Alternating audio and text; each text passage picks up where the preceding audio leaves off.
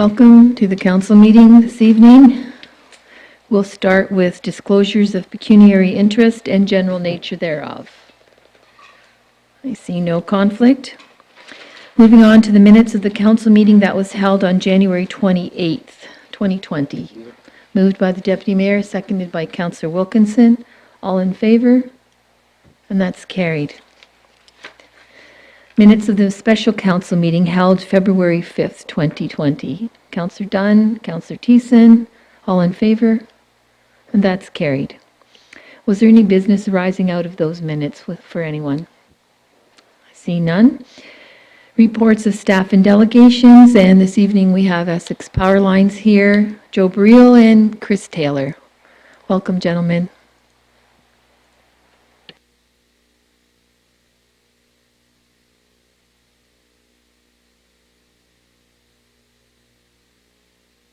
Thank you, Your Worship, members of council and administration. Thanks for having us here tonight, and thank you for the opportunity to present in what is our 20th anniversary year at Essex Power Lines. As Your Worship mentioned, my name is Joe Burrell. I'm the General Manager of Essex Power Lines. To my right is Chris Taylor. Chris is our Director of Corporate Strategy at Essex Power Corp. While we are celebrating 20 years, it's good to look at where we've been, where we are, and where we hope to be in the future, hopefully for another 20 years and beyond. Some of you may be familiar with what we looked like when we first started Essex Power Lines back in 2000. I can tell you there wasn't as many boxes as you see up in the current screen. When we first started, it was essentially the holdco at the top of the diagram, and another box which was the LDC, the local distribution company, or the utility. In 20 years, needless to say, we've grown from the holdco and the utility that still exists today, the regulated business, to other unregulated types of businesses. You see up in the on the slide, Essex Energy, our energy management services company, UtilSmart Corporation, our meter data management company, Watsworth, our energy analysis service company. So while our utility still services the customers located in our shareholder municipalities, the town of Leamington, LaSalle, Amherstburg, and Tecumseh, we have other companies like Essex Energy and UtilSmart that is servicing and working with customers all over Ontario. UtilSmart has customers all over Canada, the US, and the Caribbean. So,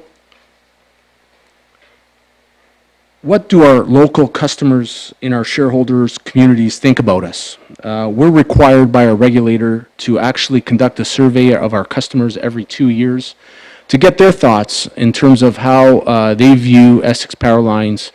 And you see some of the results on our most recent survey that we conducted in January of 2019. While we score well in 3 categories, in overall satisfaction, the quality of power service, and the quality of customer service, there's certainly room for improvement in the 4th category, the affordability of service. So what has Essex Power Lines specifically done with regards to the affordability of service? Now, it's important to be cognizant of the fact that Essex Power Lines actually only controls 20% of the customer's bill. The other 80% of the cost of the customer's bill is controlled by the province of Ontario. But what have we done specifically with regards to our 20% portion of the bill? As you can see from this slide, the slide begins from 2011 to 2019. We've kept our rates. Our rates are represented by the blue line in the diagram. The red line represented by, the red line represents the cumulative inflation over that period of time. The blue line represents the cumulative increase in our rates. And what we've done, and it's been through a concerted effort at the direction of our board, with the support of our board, is to keep the 20% portion of our bill, the rates that we control, under the cumulative rate of inflation over that period of time.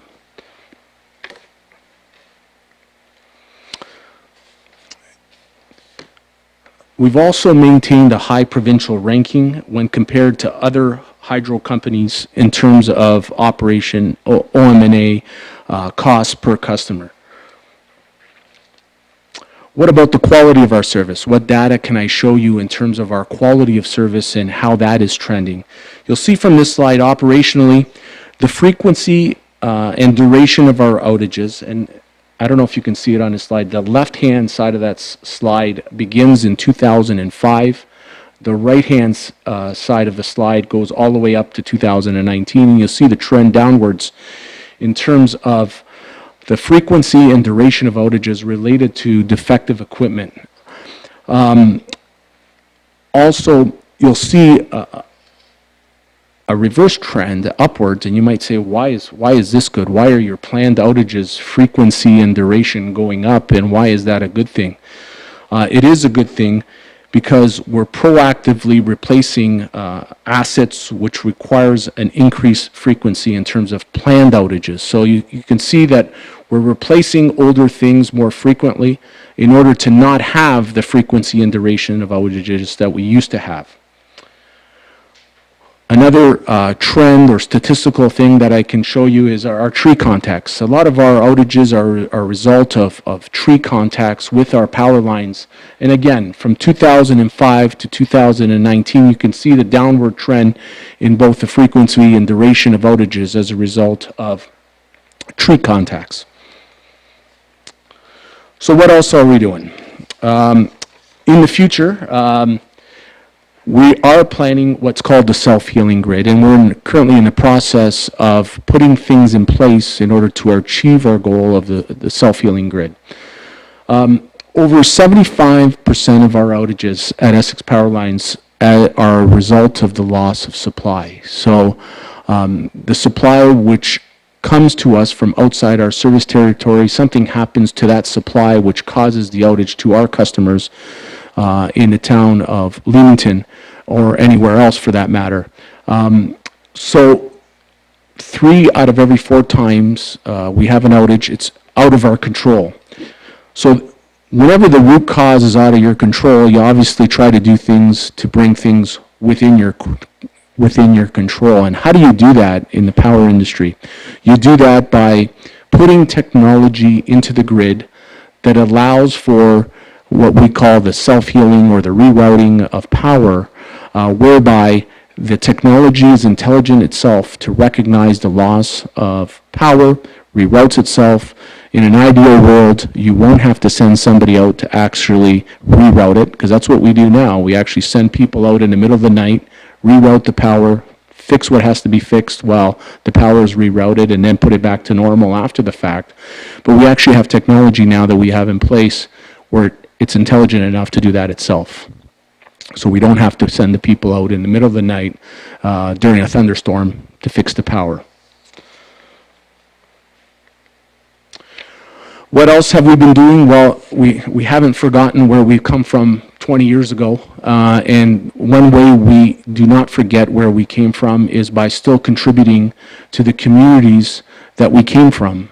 Just like the town of Leamington and all the other shareholder municipalities, we give back to those communities, and we'll continue to give back to those communities. That is a core value that we have at Essex Power Lines, and one way we do that is through our Youth and Community Fund, which we will be doing again this year with a $40,000 contribution shared equally amongst our shareholder municipalities. To date, we've exceeded $250,000 in terms of that Youth and Community Fund specifically in our shareholder municipalities. What else have we done? We always have active participation by our employees. Whenever we have the opportunity to support a local charity or campaign, we attempt to do that. What we did last year is we coincided the support of the Fight Like Mason Foundation and the Codes for Kids campaign with the paperless billing campaign that we had and our customers actually helped us with. So what we did was we contributed $10 for every customer that changed from a paper bill to a paperless bill, and that $10 was donated to those charities. And both Fight Like Mason and the Codes for Kids campaign each received over $4,000 as a result of those two campaigns each. So, I had to add this slide because we just received news last month that we were awarded the 2019 LDC, or Utility of the Year in the province of Ontario. It's a very special recognition. There's only just over 60 utilities in the province of Ontario, and to be recognized as the top utility in the province of Ontario is very special. It's much more special to note the fact that this is the second time in 9 years that we've been recognized as the Utility of the Year. And, I've been asked, why have you been recognized twice in the last 9 years as the Utility of the Year? And it's for the very reasons that I've mentioned in the previous slides, in terms of our commitment from the employees, our planning for the future, our contribution to the community, and what we intend, the way we operate. We are a mid-sized utility. We don't try to be a big utility. We try to be a mid-size, efficient utilities that provides value to both our shareholders and our customers. So on that note, I will pass it on to Chris, who will tell you a little bit about an initiative that we're having in the future that you should be aware of. So I guess it's my turn. So I'm here to talk to you folks about the digital transformation that we're undergoing right now at Essex Power across our entire group, across our entire fleet. So we're trying to step away from paper. Joe alluded to before a couple of the paperless campaigns that we had going on for e-billing, for example. That would be one avenue that we're exploring. We're trying to take that to the next level here this year and next. You may have heard us on the radio here. We just started a pretty big radio campaign with AM 800. And we'll be doing a bunch of other outreach as well throughout the year. We will be partnering with other community foundations or other community groups like Codes for Kids, like Fight Like Mason. We're happy to take feedback from you folks, and if you do have any suggestions on that front, especially local folks here in Leamington on the South Shore, that we could partner with. But in the grand scheme of things, the digital transformation is going to affect our entire business. We're getting away from paper. We're improving the overall service that we can offer to customers. Gone are the days where you have to send us paper forms or anything to that effect. What we want people to do is either call us. If they want that personal touch, they can still call us. But we also want self-serve options where people can basically go onto our website and do a variety of different things, from checking out their metering information to seeing their online bill, to checking or getting updates on power outages, whatever have you. We want to be able to provide that information to our customers as quickly as possible and in the way that they actually want to see it. So I know locally here we've recently declared a climate emergency. I know not necessarily you guys specifically, but environmental is on everybody's minds, I'm sure. One of the biggest things that we did internally is we looked internally. We send out about 3 million. Is it 3 million? Is that the right number? I think it's over 3 million pieces of paper every year just to handle our billing department, and we can do a lot better than that. And so we've reviewed internally. We know we have the systems in place to go fully digital from an e-billing perspective. So we have a mandate in place to basically convert all eligible customers to e-billing effective Jan 1, 2021. Obviously, we're going to be compassionate to the folks that are low income, to the folks that don't have access to the internet, don't have computers, all that kind of stuff. We understand that concern, but we do believe, considering right now we're about 25% of our customer base is currently on e-billing, we think we can do substantially better than that, and we think it's the right thing to do. So you're going to hear us talk about that quite a bit in the public. We have a hotline established right now where we're hand-holding folks and we're walking them through that process. Folks that register early, you may have heard as well, we have a campaign where $1,000 in each of our 4 shareholder communities is going to be credited on one lucky sign-ups account going into next year. So we're trying to really push the community, the community feel. We are going to be partnering, like I said, with that local organization or multiple local organizations. We're going to do well by the environment. You can see some of the stats here: 14,000 kgs of CO2 reduced just on the e-billing initiative itself. And then for the folks that don't even care about all that kind of good stuff, it will affect their pocketbooks as well if they want to sign up early. So we're trying to provide those options to our customers and then provide that enhanced customer feel as well in the grand scheme of things. And that's all we got. Happy to take questions. Well, that's pretty good. If that's all you've got, that's pretty good. Council, any comments, any questions? I see none. Well, I'll congratulate you on the LDC of the Year. That's pretty awesome. To have done that twice in 20 years is pretty commendable. And all of your initiatives within our community are certainly appreciated, and we notice them. The free skates and the free swims, and as well as the monetary donations are appreciated. So congratulations to the whole organization for all the work that you do. We appreciate that. So thank you. Thank you, Your Worship and Council, and thanks to Your Worship. Your Worship is the chair of Essex Power Lines, and thank you for your input at the board level.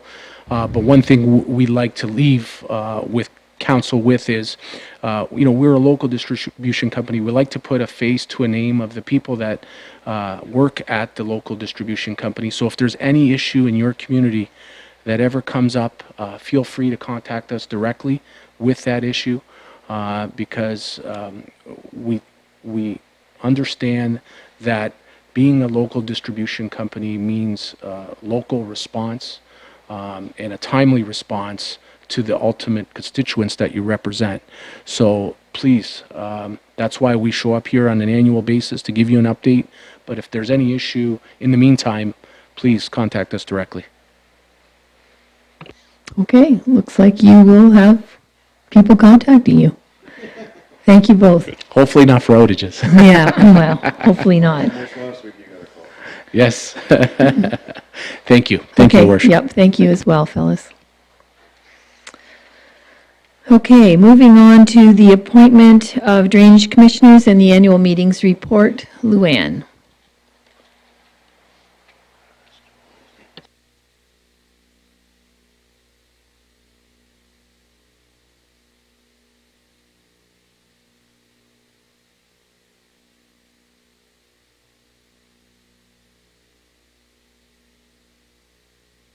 Please, sorry. Go ahead. Hi, thank you. So tonight I'm asking council to adopt my report for the appointment of the drainage commissioners and the annual meeting report. That council receive this report and appoint the drainage commissioners as laid out in this report. Annual pump drainage scheme meetings are held on every November or December, and are conducted to consider matters relative to the drainage schemes pursuant to the provisions of the Drainage Act. Council and administration historically appreciate the recommendations of the individual drainage schemes and welcome constructive input that usually aids in initiating and completing necessary projects. Copies of these minutes of the annual meetings which are held by the large drainage schemes are attached to this report for your review. These maintenance costs are also funded from the drainage operating budget and then charged to the landowners assessed per each drainage scheme. The attached minutes note discussions and concerns expressed by the commissioners and landowners within the various drainage schemes. And following review, the superintendent will use those concerns to include projects into the annual budget. So I am asking that council adopt this report this evening and appoint the necessary commissioners and pump operators to the schemes. Thanks, Luann. Questions or comments? I'll start with you, Councillor Thiessen. Thank you, Madam Mayor. And the only comment I've got is that, so this year, Deputy Mayor and myself attended all the annual meetings, and I just wonder if we could get my name spelled right in the annual meeting minutes. I'd appreciate that. There's no H in Thiessen, in this Thiessen. I do apologize. It will be changed. Moved by the Deputy Mayor, seconded by Councillor Thiessen. All in favor? And that's carried. Thank you. Moving on to the Drainage Services Activity Report, Luann. This report is quite lengthy, but I just want to give you a general overview of some important items that I think are of interest to you. So as required under Section 93 of the Drainage Act, it states that the drainage superintendents are to inspect all the municipal drains within their area, initiate and supervise the maintenance and repairs of drainage work, and assist in the construction or improvements of drainage works under an engineer's report, and to report to council on the superintendent's activities. This report is intended to provide a summary of recent and ongoing activities of the drainage group and other drainage activities, including drain maintenance, capital projects, roadside drains, railway trail drains, and urban drainage. The report also comments on some larger drainage projects completed in 2019. 2019 was an especially busy year due to high water levels and constant flooding. The drainage group logged 211 requests in city works, of which the drainage superintendent spent a significant amount of time along the eastern shoreline cleaning up and making repairs to the drainage infrastructure after every storm event. Out of the 31 formal flood advisory notifications, 12 events were severe enough to cause major flooding and repairable damages. We are constantly trying to improve and mitigate damages and provide a quicker and faster cleanup after every storm event. For example, if you look on page 4 of the report, I have a picture of, it's called a higginbottom, and that's something that we installed over on Cottery Park due to all the sand filling in the ditch and then plugging the catch basins. That drain sat with water for a good 4 months. So we installed that higginbottom, and I will say after the last storm event of last week, I went out and viewed it this morning, and that ditch is now dry. So it is working, and it is getting away the water.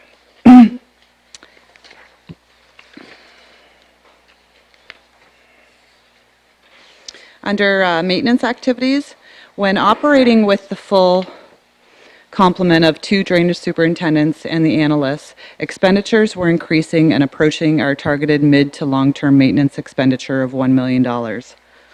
You'll see over the past 9-10 years that we started off around 400,000, and we are now reaching our target of 1 million or 1 million plus in 2019 due to all the flooding. The drainage group also manages 2 specific programs, that being the Phragmite Control Program and the Rural Catch Basin Cleanout Program. In 2016, 38 kilometers of municipal roads have been treated for Phragmites. However, between this year, last year being so busy, we weren't able to do a full program both with Phragmites or the catch basin cleaning. We just did spots that required immediate attention. The department also manages the pump stations, as noted in our previous commissioner's report. Under capital projects, you'll note that there's 37 projects identified in our 2020 budget, of which 14 are identified as being development related. So that being greenhouse, large commercial buildings, and drain relocations. So again, you'll see between 2013 and 2020, our value of construction has increased dramatically. A study requiring a significant commitment of staff in 2019 and 2020 is the culvert needs study, of which the assistant drainage superintendent was committed to having this inventory completed by mid-year of 2020. We're actually relooking at that project and potentially allocating it out, outsourcing it due to staffing needs right now. Drainage infrastructure and the drainage group activities are not limited to greenhouse growing operations, but are those that are accessory or apparatus to the greenhouse businesses. Resources are stressed by the farm parcel sales, mutual drain agreements, property information requests, and committee of adjustment comments. And the recent utility projects provided by Union Gas and Hydro One, all within the rural areas. Policing of development along municipal drains that don't comply with erosion mitigation and associated drain cleanouts. I also provided a chart at the bottom of page 7, which shows every building permit, every property information request, every site plan, and every committee of adjustment goes through the drainage department for review of some sort. Drainage Services also oversees roadside drainage and urban drainage. So roadside drainage is a ditch within the rural area that is not considered a municipal drain. And an urban drain is anything basically that looks like a ditch in the urban area. So a storm pond, a swale, or the large Sturgeon Creek and Selkirk drain that run through the urban area. Under those projects, we're going to be actually working on the Sturgeon Creek currently at Anfred, doing some bank stabilization. Selkirk Drain at the outlet will also be receiving some bank stabilization, and Selkirk Drain at Alderton. The head wall will be replaced. As evident by the subject report, the many seminars, discussion papers, and webinars made available by various ministries, practitioners, and reviewers indicate our regulatory approvals are increasingly challenging. Timing windows for work and drains are shrinking, and review responsibilities are being downloaded to lower-tier municipalities. Therefore, municipalities have become the front line for encouraging, tracking, and providing direction and support to landowners seeking approval from agencies. These agencies are familiar. They're the Conservation Authorities, Department of Fisheries and Oceans, Ministry of Natural Resources, Ministry of the Environment, Conservation and Parks, the Species at Risk, and the Endangered Species. In summary, there is no shortage of work, procedures, flowcharts, checklists, and timelines for the municipality of Leamington. There is currently a window of approximately 2 to 3 years from the date of a typical landowner's request for work to the date of construction. The timeline is applicable for both maintenance and capital projects. This is due to both the capacity of the drainage group and the capacity of our local drainage engineers. Projects with immediate needs as determined by the superintendent and developers may be given priority status necessary to provide a shorter time frame.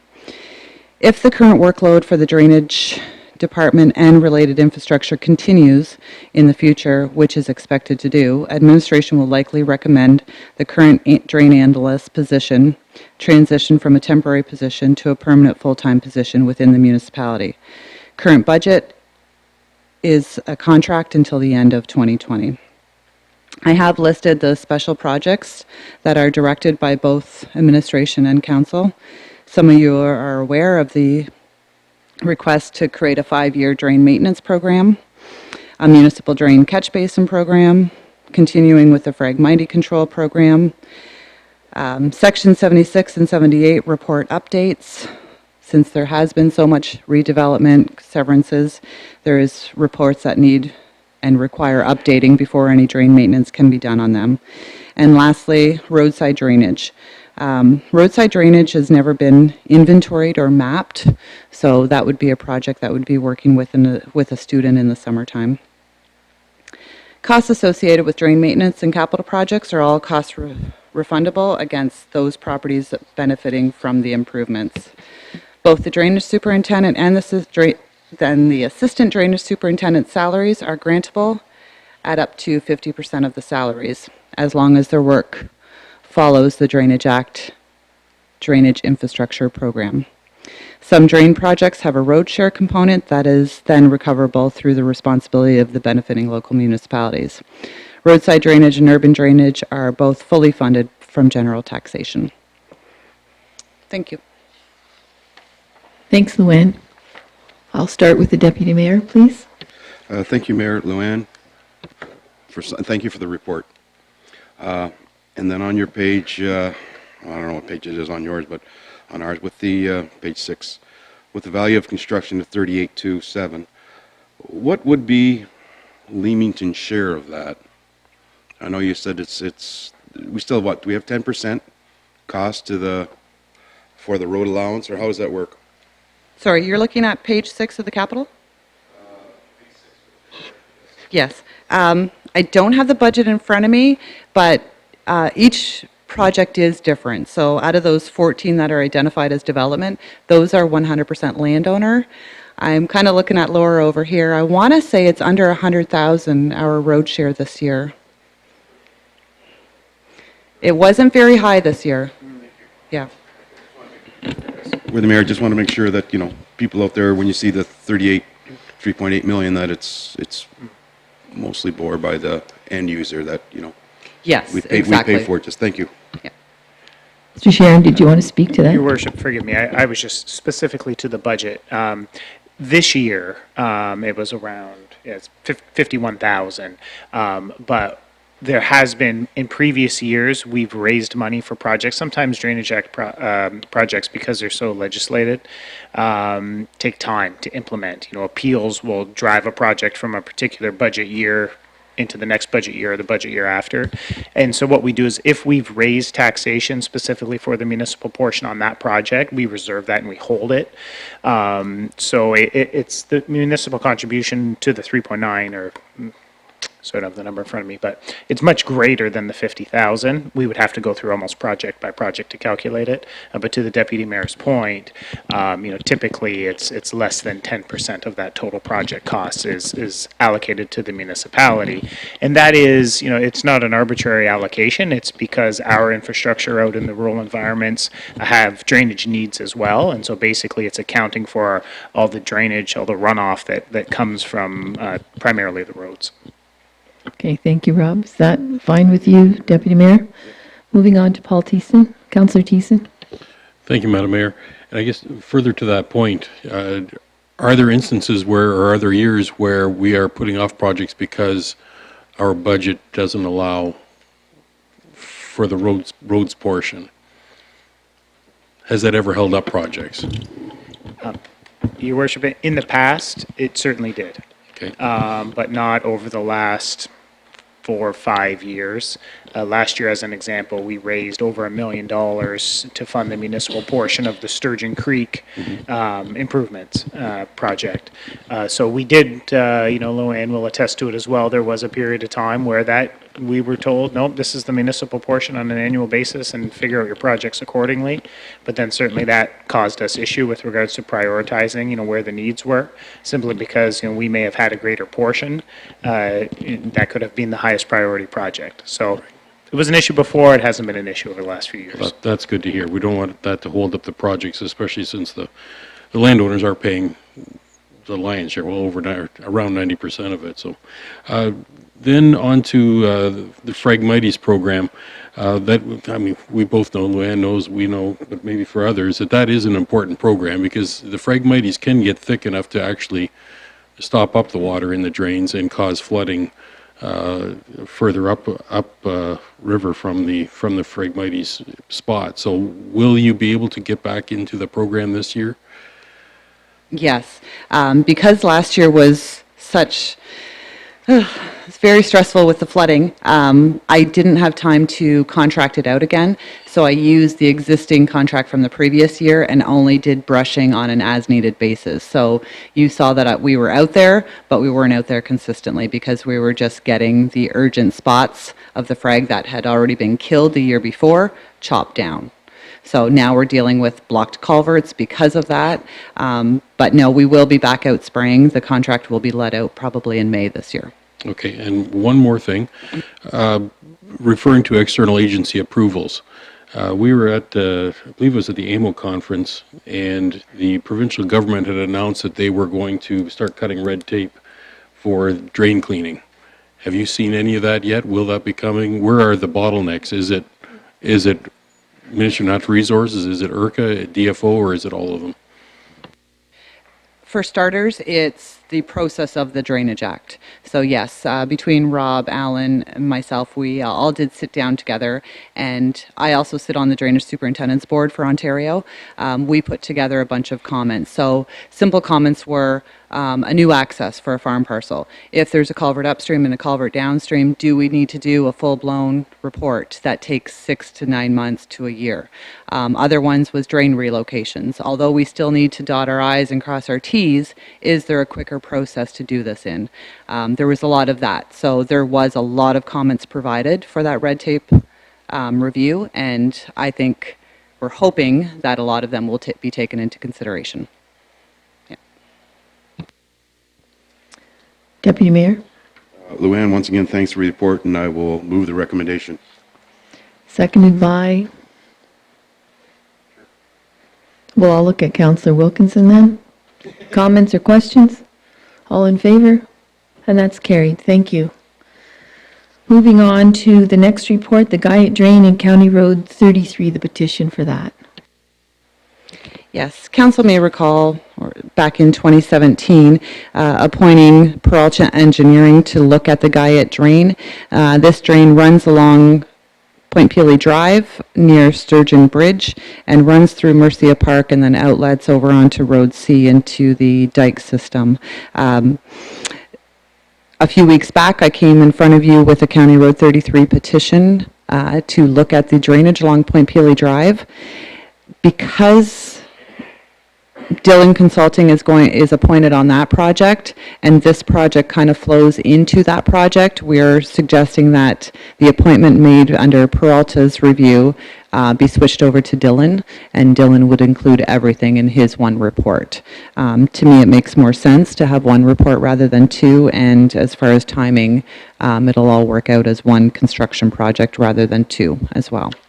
So I'm asking that the appointment for NJ Peralta Engineering to prepare the new report for the repairs and improvement be rescinded, and that Dillon Consulting Engineer be appointed to prepare this report. Moved by Counselor Thiessen, seconded by Counselor Dunn. Are there comments or questions? No? All in favor? And that's carried. Thanks, Luann. Appreciate it.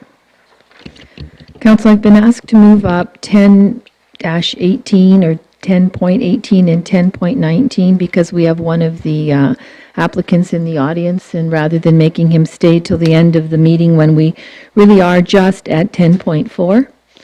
Do I need a motion for that, Clerk? No? Okay, so we'll move up to 10.18 and 10.19. I believe that's you, Ms. Orton? Yes, thank you, Madam Mayor. The first matter is the report regarding 43 Mill Street West. That's the amendment to the site plan agreement. As council will recall, early in 2017, following an RFP process, the municipality transferred the former Gregory building lands to the owner listed in the report, and that's the property located at 43 Mill Street West. It was transferred for the nominal fee of $43, noting that the fair market value of the lands was $58,000.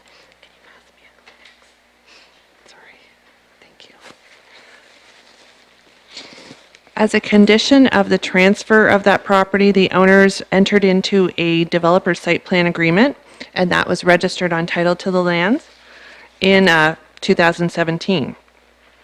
A condition of that agreement was that the owners were to complete restoration work described in the agreement within 24 months of the date of the registration.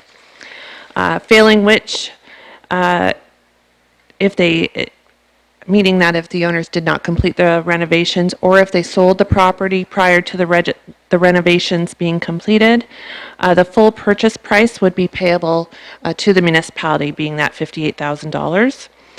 To secure that obligation, a mortgage was registered in favor of the municipality.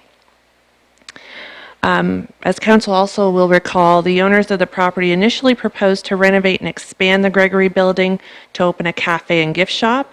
However, the municipality ultimately transferred more lands to those owners, and their plans expanded to include a craft brewery and a restaurant. To acknowledge those additional works, there was another site plan agreement registered in 2019. And that extended the date of the completion of all renovation and further works to July 3rd, 2020. The owners have requested that that repayment obligation secured by the mortgage that encumbers title to the property be removed. The removal would allow them to leverage the equity in the building, ensure a smooth and well-financed grand opening, which I understand to be sometime in the spring. The Director of Infrastructure Services toured that newly constructed and renovated building. He reports the majority of the work has been completed with only cosmetic items remaining. He has confirmed there's been a substantial investment in the property.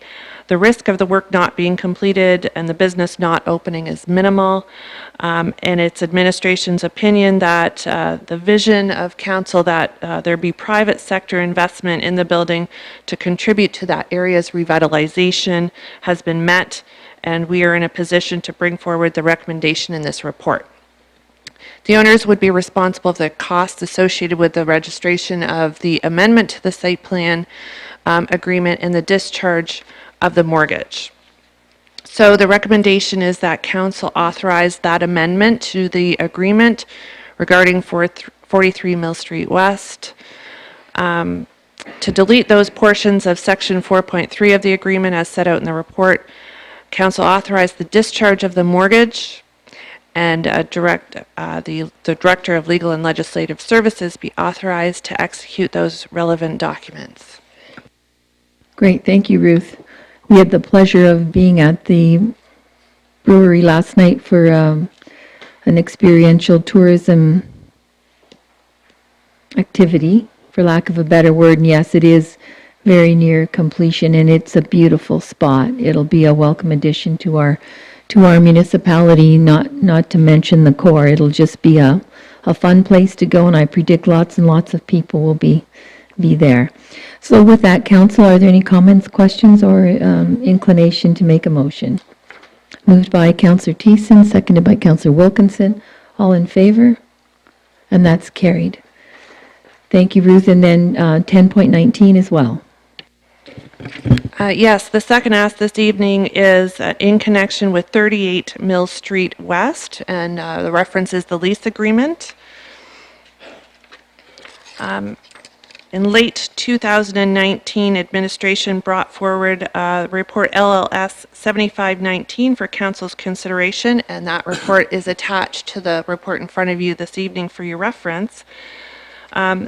That report and council's subsequent resolution extended a term within the lease agreement with the tenant at 38 Mill Street West, and that the term was for the tenant to commence the operation of a business upon the premises for a further period of 90 days. So that really extended that obligation for the tenant to commence that business to March 6th, 2020. The lease agreement includes a provision that if the tenant defaults on that obligation and fails to commence the operation of a business, that the landlord may provide 14 days notice in writing of its intention to terminate the lease if the tenant fails to cure the default, meaning that the tenant would have to commence the operation of a business within that 14-day window of opportunity. On March 3rd, 2020, myself and the Director of Infrastructure Services attended the premises to review the work that has been undertaken and the potential for a business to be operating by March 6, 2020. Based upon that inspection, it was determined that the majority of work to prepare the business to operate as a bakery has been completed. Most kitchen and counter equipment is on site, tile floors have been laid, accessible washroom has been constructed, new HVAC system installed, ceiling insulated, interior walls reconfigured, customer areas painted. There are certain items that remain to be completed to satisfy the permits, installation of backflow preventer, grease interceptor, fire-rated panels on the exterior, spray foam certification documents are required, a permit for the range hood, and other certifications for the fire suppression system. It is unlikely the above work could be completed within that cure window, within that 14-day window. And in light of the substantial sums the tenant has invested, which was obvious upon our inspection, and in keeping with council's vision of that private sector investment, administration is in a position to bring forward the recommendation within the report. As we had noted previously in the report that you saw in December, the tenant stated its intention to operate a bakery from the premises. and that is what required the extensive renovations. He has since advised that the bakery will operate as a takeout bakery establishment, the potential for some limited seating and ancillary catering to international workers. He does understand that the license to be issued would include a condition that it be limited to 1 year in connection with the catering establishment, and that's pursuant to council policy regarding catering establishments in the uptown. And I do believe that that business license has been applied for within the last few days. There is no financial impact upon the municipality in connection with the extension, and the recommendation is that council authorize the amendment to the lease agreement to extend the time within which the tenant must commence the operation of a business upon the premises to May 1st, 2020, with no further extensions to be provided, and that the Director of Legal and Legislative Services be authorized to execute all documents required to effect that resolution.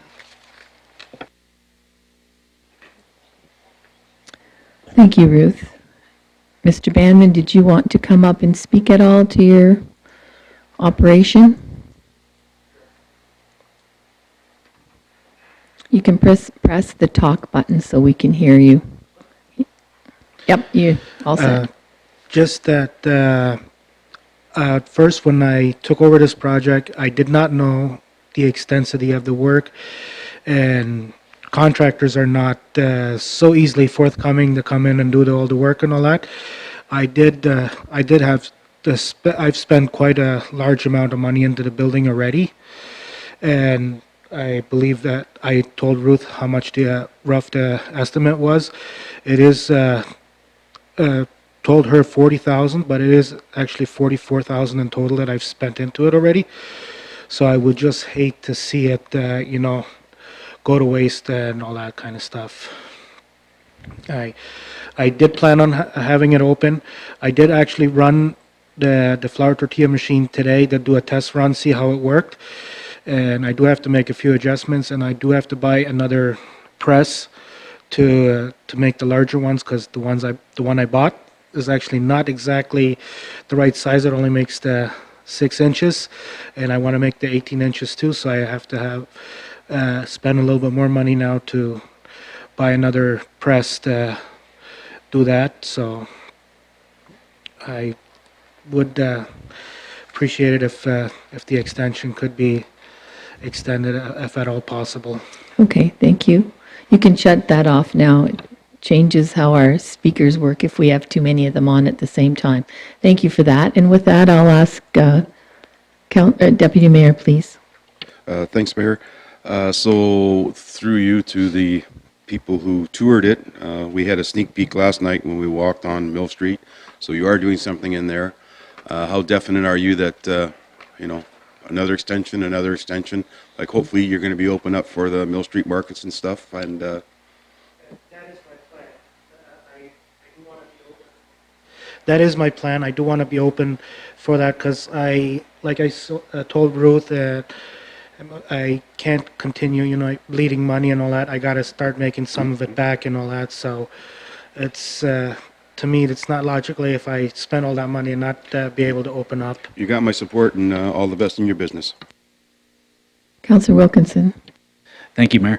Mr. Banman, besides the mechanical or building materials that have to be installed still, it looks like you're relying still on some outside agencies for permits, drawings, and certifications. Are you positive the outside agencies are going to be able to work with you to meet this deadline?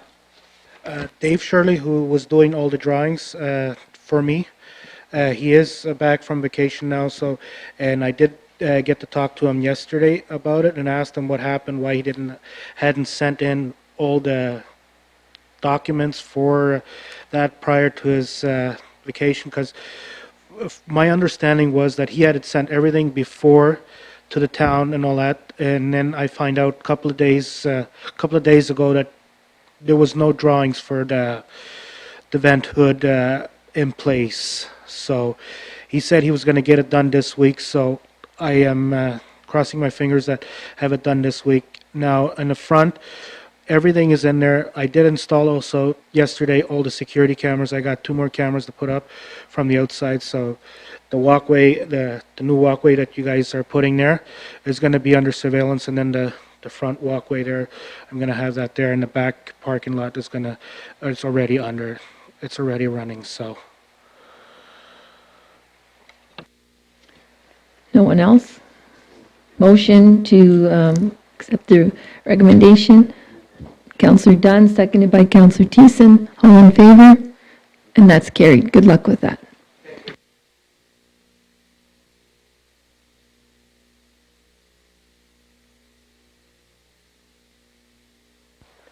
Moving on to the LPCC four-wheel articulating loader tender award.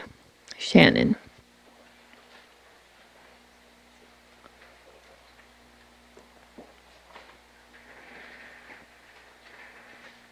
And that's 10.5.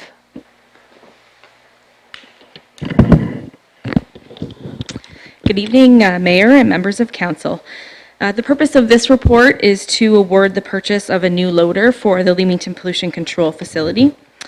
Currently, we use a loader to move our biosolids product on a daily basis, and we also use the loader for snow removal at the plant. We use the loader in a very abrasive environment with our biosolids product, and therefore the existing loader, which is a 2007 model, has reached the end of its useful life. It continues to experience failures, and unfortunately the repairs were very costly, and the recommendation to purchase a new loader was approved with the 2020 budget. Administration issued a tender to purchase the loader in February, and we received 4 submissions. The 4 submissions are outlined in the table for you in the report. We undertook a detailed review of the tenders and found that Brandt Tractor met all of the specifications in the tender. And Full Line Farm, we had to adjust their price to include the cab pressurization and filtration unit that was requested as part of the specification, which put them in second position. Administration therefore recommends awarding the loader to Brandt Tractor. The loader purchase was approved in the PCC budget, and you can see in the second table in the report that there will be a positive variance of about $40,000. So the recommendation before Council is that administration be authorized to issue a purchase order to Brandt Tractor in the amount of $210,440, including HST, to purchase a new 4-wheel articulating loader for LPCC. Thank you, Shannon. Council's wishes? Oh, sorry, Deputy Mayor. I have this new cue thing here in front of me that tells me who wants to speak first. Now I just have to remember to look there. So we'll start with you, Deputy Mayor. Thank you, Mayor. I guess, Shannon, how long will it take to get this here? Lucky enough that the low bidder had one of the shortest delivery periods of 10 weeks. Okay, so what happens in the meantime if you use this daily and we do have this $120,000 fix? So we have, PW has done some repairs on it, Public Works has done some repairs, so we're hopeful that that will get us through. In worst case event, we would have to rent a backhoe, which is about $3,000 a month. So Perfect. hopefully we don't get to that point, and PW can keep us moving along for the next 3 months. Thank you. And we'll have it in 10 weeks. And I have Councilor Wilkinson. Thank you, Mayor. I pressed my button just to move the recommendation. I don't know if we're supposed to do that or not, but no? Okay. Thank you for the clarification. I think we're all learning, so it's fine. We're so organized, we confuse ourselves. Moved by Councilor Wilkinson, seconded by the Deputy Mayor. All in favor? And that's carried. Thank you, Shannon. Moving on to the development phases 1 and 2 of the MZM subdivision, the acceptance and the assumption. Alan. Thank you, Madam Mayor. I have quite a number of recommendations in this report, but that really follows from the requirements of our development process and our agreements, and really the timing of construction of the various components of these subdivisions. So the MZM development, if you have a look at Figure 1, the MZM development phases 1 and 2 is located west of County Road 33 and north of Seacliff Drive. As part of the first construction project, the developer completed all the works in Phase 1 and also installed the underground or water and sewer services in the Phase 2 area.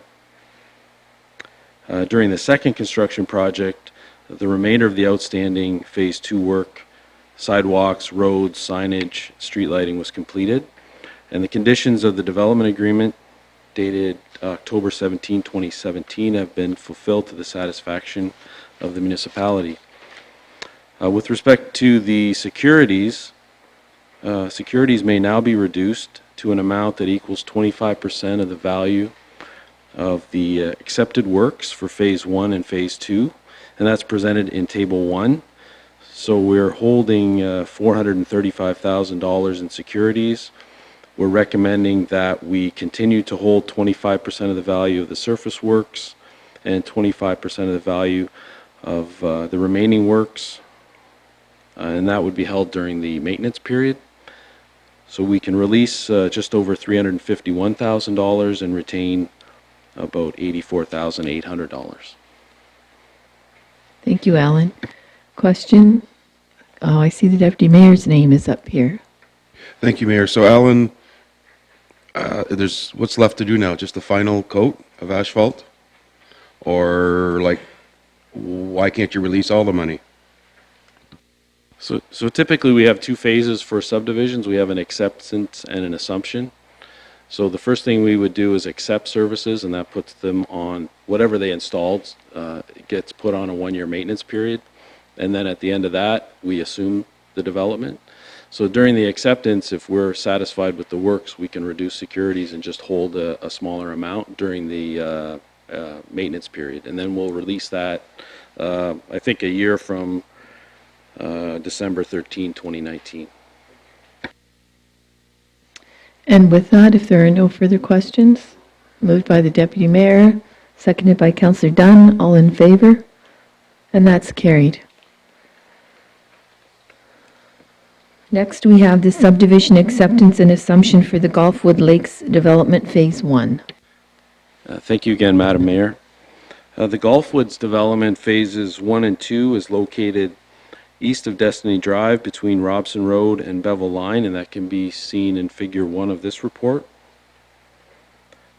The developer completed all Phase 1 works and installed underground infrastructure within the easements in the future Phase 2 area. Phase 1 works included all underground infrastructure, stormwater management ponds, street lighting, sidewalks, trails, roadway infrastructure, and the Phase 2 works included only the underground infrastructure of sewers and water. All the municipal services for the subject development agreement dated March 16, 2015 have now been fulfilled to the satisfaction of the municipality, with the exception of a short 30-meter section of sidewalk on Tanglewood, and that 30-meter section of sidewalk was unable to be repaired already due to some house construction that was ongoing in the area and the weather conditions, and we were getting close to winter. So the 30-meter section of sidewalk will be removed and replaced as a maintenance deficiency in the near future. So as far as securities go for Gulfwoods, the Phase 1 development agreement dated March 16th included a letter of credit in the amount of $766,000 and a labor and material bond at just over $3.3 million.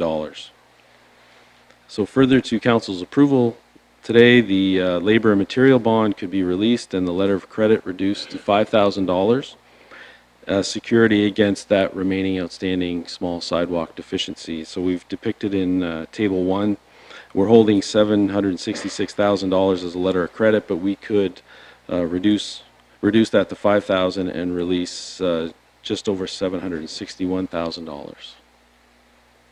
Again, Alan, I see you're first. Councillor Dunn. Through you, Madam Mayor. Alan, my question is regarding that 30 meters of sidewalk they're going to replace. Is it going to be an additional year of waiting for the maintenance like you do with everything else?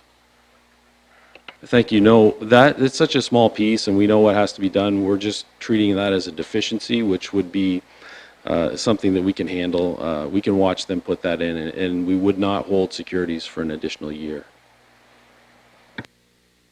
Deputy Mayor.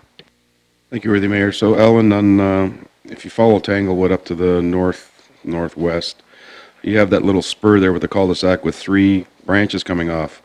Now, what are those 2 going? One going to the pond and one coming up behind number 5. Is that going to be some sort of walkway, or is that just?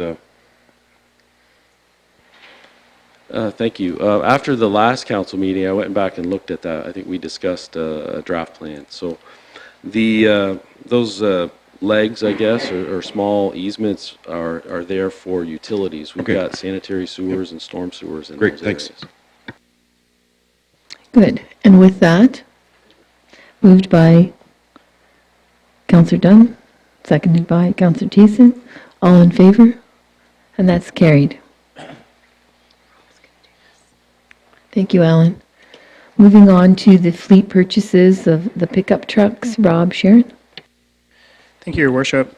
As part of the 2020 budget process, Council approved the purchase of 4 vehicles over multiple departments. As a result, we issued a tender recently for the purchase of those vehicles.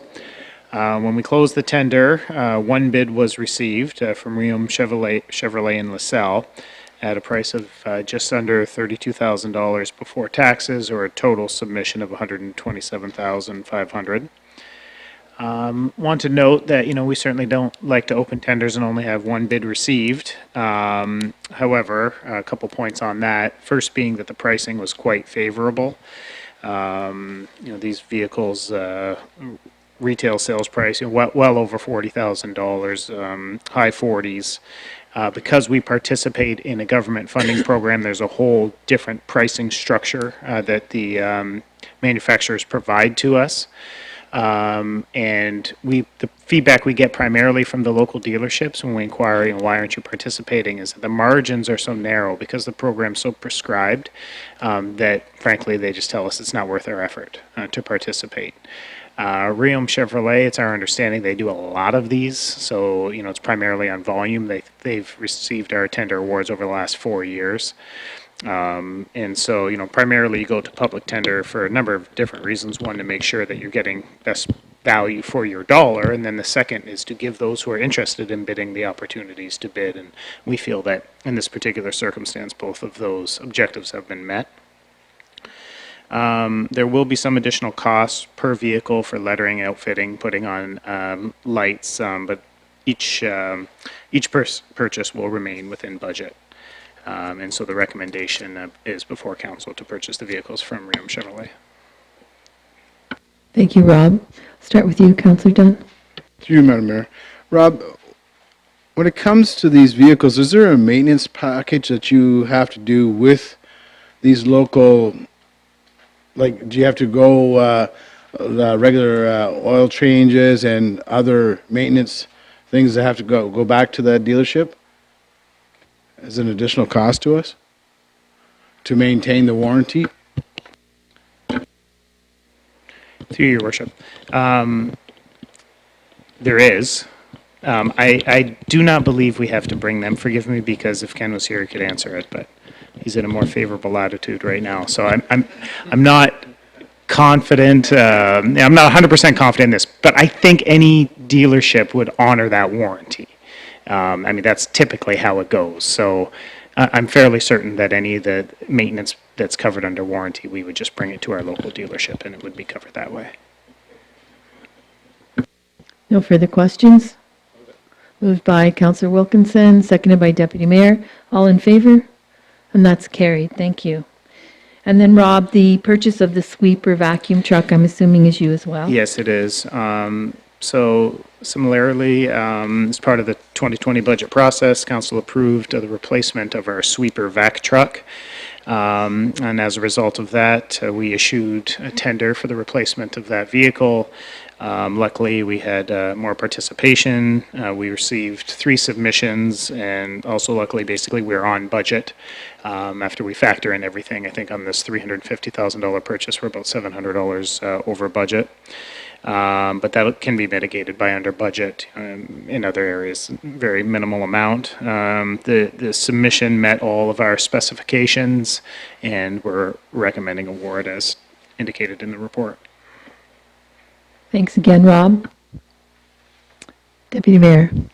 Thank you, Mayor. So this is the sidewalk sweeper? It's the street sweeper and vacuum truck. Okay, thanks.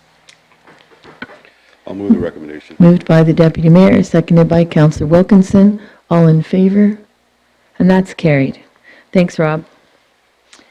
Moving on to the 2020 Mill Street Markets. James Cox.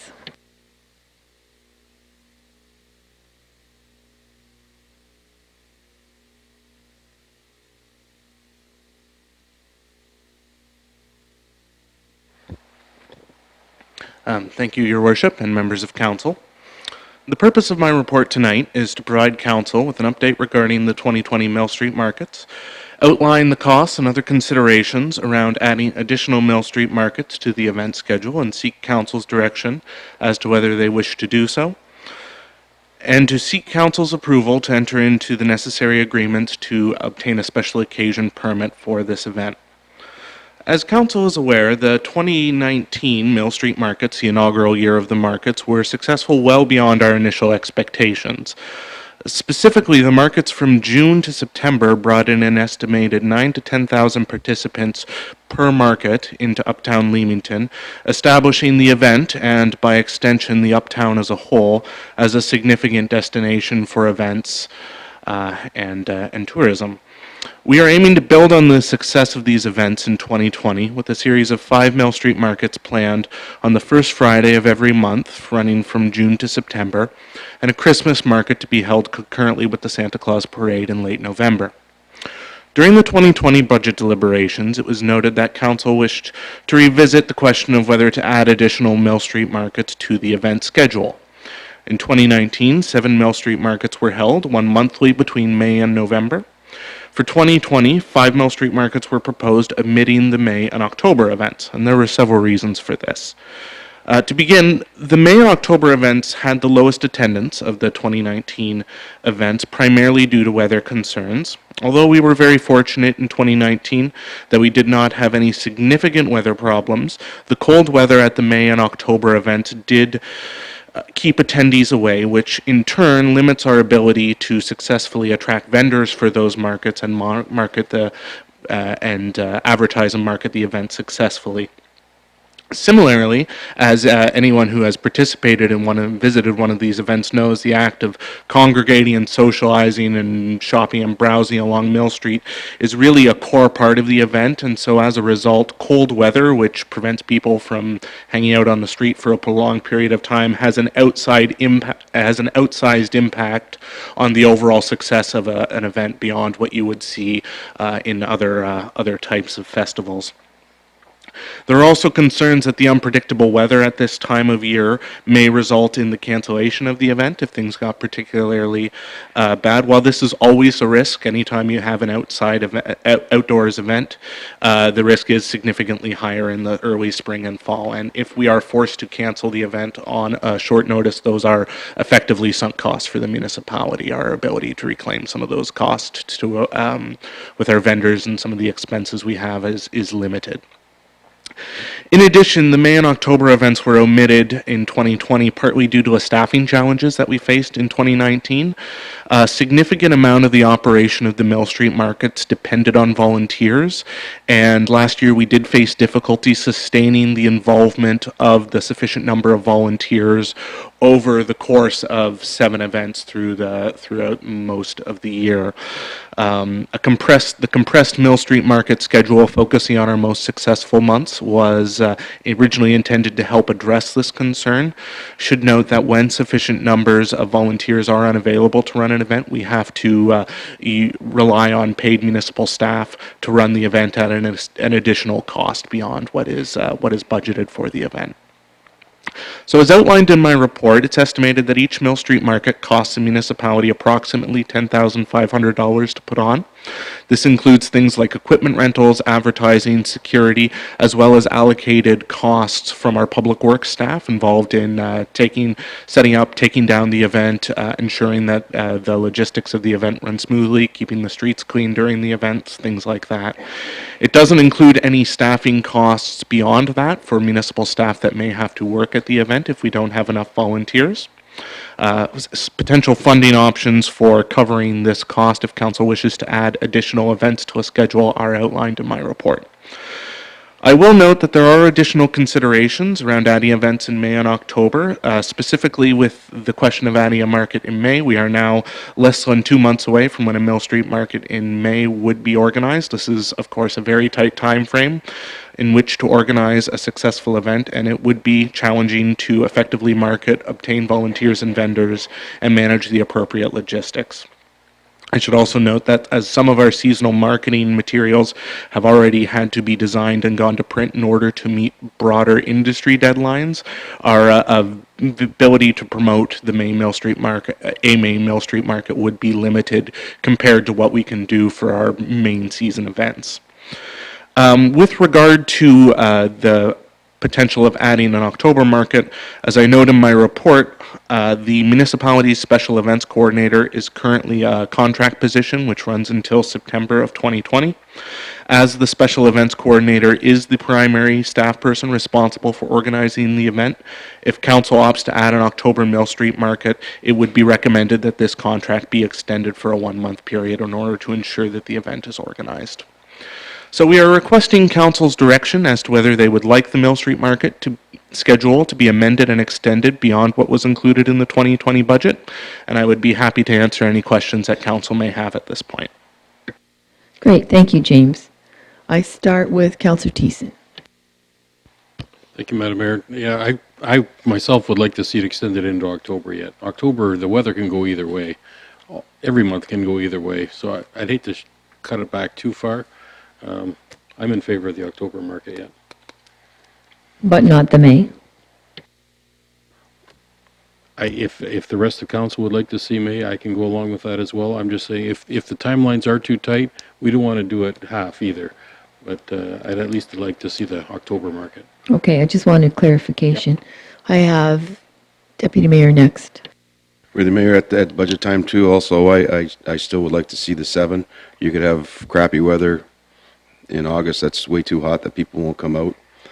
I just want to know, because it was brought to my attention there, volunteering there, that there's some other events going on in neighboring communities at the same time. Has that been looked into? Are we sharing that? Have we changed the date so we're still going to be the first Friday of the month? Through you, Your Worship, we have been coordinating, our special event staff have been coordinating with their counterparts in our surrounding communities to ensure that we're not programming against each other. So the events running on the same night is a problem that will be avoided this year. Thanks. I'd follow up. I guess, like you say, it's 2 months away. I would still like to see May, so let's at least, like Councillor Thiessen said, we got to have October, and then how are you planning the November one? Are you doing a November one for in conjunction with Santa Claus coming? And if you are you going to have it noon till 6? Through you, Your Worship, we're still working out the details around the November event.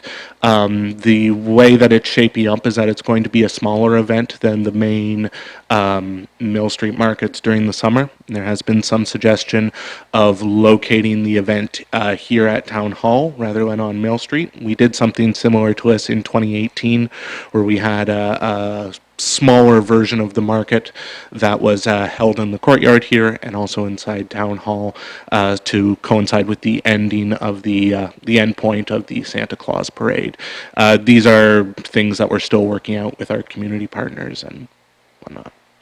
And further, when we run the trade show at the complex, there wasn't enough power, and being here that time when it was here, there's not enough power here either, so just hopefully that's looked at, that we don't have blackouts. Thank you.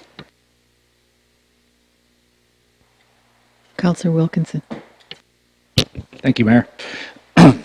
We discussed this at budget time, and I still stand by my comments from budget. I was in favor of the 5 for different reasons, and the reasons that were cited. Weather was atrocious May of this year, and that's not the end of May, that's the first part of May. That can be a brutally cold day, which it was. Volunteers, of course, is a struggle, so we got to put extra costs into staff at that point. One thing that I worry about is the chance of overexposure with this super popular asset that we've created. Last year was the introductory year for this festival with our new Mill Street look. Well received. I think the community was hungry as heck to have something good to celebrate in our town, and it was really well received. I think that's the reason for the 7 being so well attended. I just worry that overexposure, if we start to, let's say May comes around and it's a poor night and we have a poor attendance that night, you might get people that are starting to think in their head, I'm just thinking of the psyche of the people that maybe attend, that maybe this thing has kind of lost a little bit of its shine. That's a little bit what I worry about here. I'd rather concentrate on the prime months where we know we're gonna, or we have more, a better chance of having nicer weather. So yeah, I stand by the 5. I'm glad to see that we've made arrangements with our neighboring communities to try and select appropriate nights. It's good for their community. It's good for our community if we do that type of collaboration. But no, I stand by the 5 in my comments from budgets. May and October, I'm not in favor of. At the same time, whatever council's wishes are, fine by me. Mr. Neufeld? Administration also talked about a little bit about trying to remain consistent in offering the Mill Street markets on the first Friday of the month. However, as it relates to May, if council is thinking about having offering a May market, one of the options that administration looked at was moving it to perhaps the middle of May. Rather, I know it takes it out of the first Friday, but it puts it in the middle of the Festival of Birds, middle of May. Gives us a couple of weeks longer to try and bring it together, and it also gives the weather a little bit more time to warm up. So those are some of the options. I know James didn't bring that forward at this time, but that's because we really hadn't come to any conclusion, but that is an option that we could look at. Councillor Dunn? Through you, Madam Mayor. James, when you said that we are delayed in getting this advertisement and because everything else is already gone out to print, I'm in favor of the 7. I just would like to see, we've come out with it originally, we want to keep going with it, but that concerned me with the fact that they may not be in the original promotion, and we're late getting that information out. So that concerns me that it might drag a little bit, but I do like the idea of maybe pushing it off for 2 more weeks and the possibility of the bird season as well. But I'd like to hear what everybody else has to say. Well, you only got me left. Check your screen, Mayor. I don't know if we're going to have double dipping at this. No, I'm just You kidding. don't double dip. You know that. Would you like to speak Yes, again? I mean, James doesn't know, and I'm sure Peter doesn't know. Why are we going to vote on the middle of May when we don't know if we can pull together? So, that's it.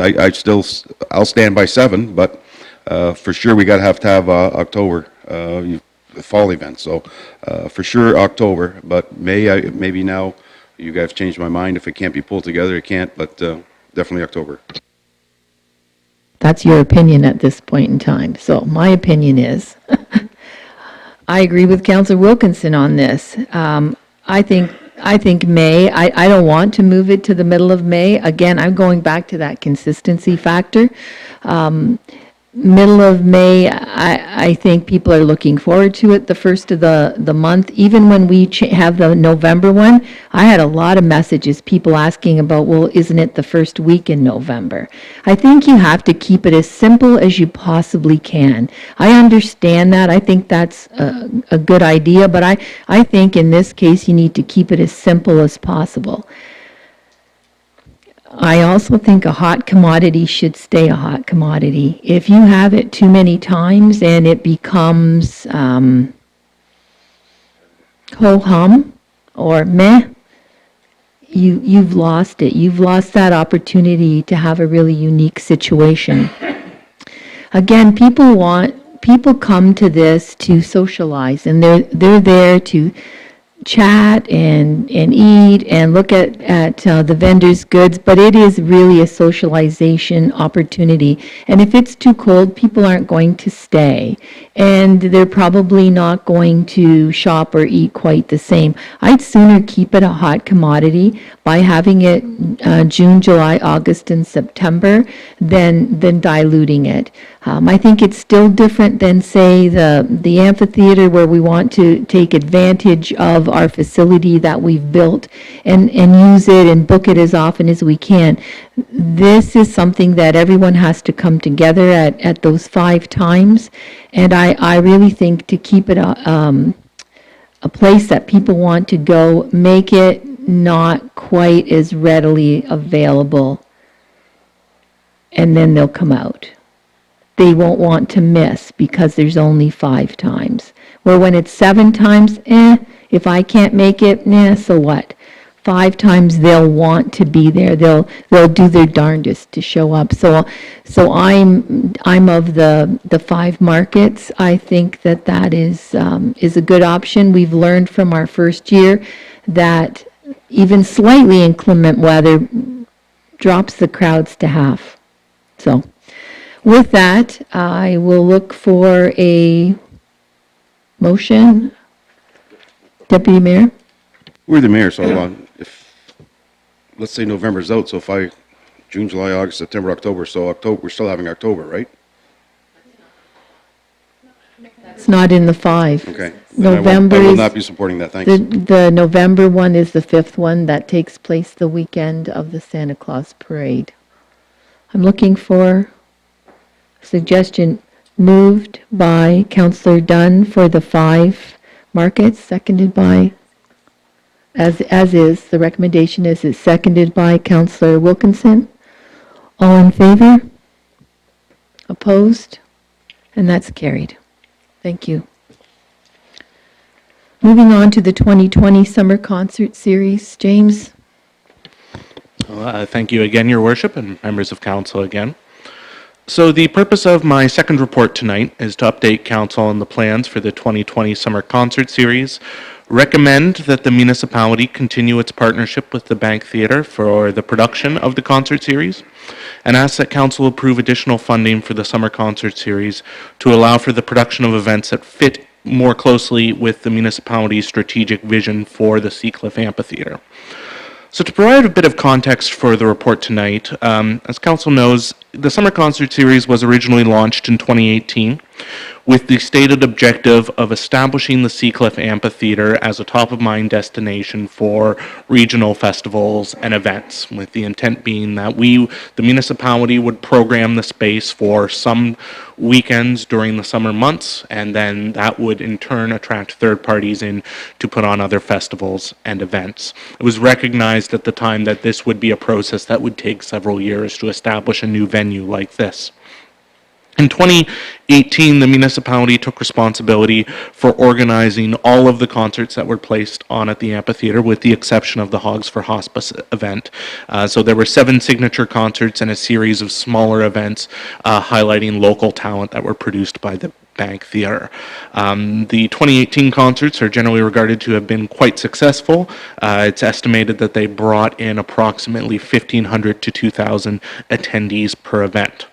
So as we were just discussing, in 2019, the municipality launched the Mill Street Markets.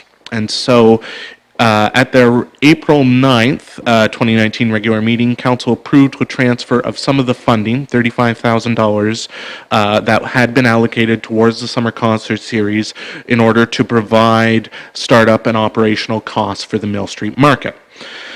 As discussed, the Mill Street Markets were quite successful, but the lower level of resourcing limited the scope of what we were able to do at the amphitheater for the 2019 Summer Concert Series. The 6 events that were put on in 2019 were quite well received by the public. Municipal staff did some fairly extensive surveying during those events, and we got positive feedback, but it's readily acknowledged that the crowds drawn out by those smaller events were not at the level of the 2018 series, and this is largely a function of lower production budget, lower advertising budget that was brought on by that. So presently, we're planning 3 concerts for the summer concert series to be held on July 1st, August 22nd, and September 5th of 2020. This is in addition to the Windsor Symphony Orchestra concert, which is scheduled for July 25th, and the Honks for Hospice event, which is scheduled for July 31st to August 2nd. So there are approximately 5 to 6 major concerts that are going to be happening on that stage during the summer. When you combine this schedule with the Mill Street markets, which we were just discussing, and the other third-party events, independent events like Hogs for Hospice, that are happening either at Seacliff Park or elsewhere in the community, there's going to be some form of major special event or festival that's happening every weekend in Leamington between Canada Day and Labor Day. So to provide a little bit more context, in my report there is a chart that lays out how the special events funding has been allocated since 2018. In 2018, $100,000 was allocated to the main concert series, with an approximately $76,000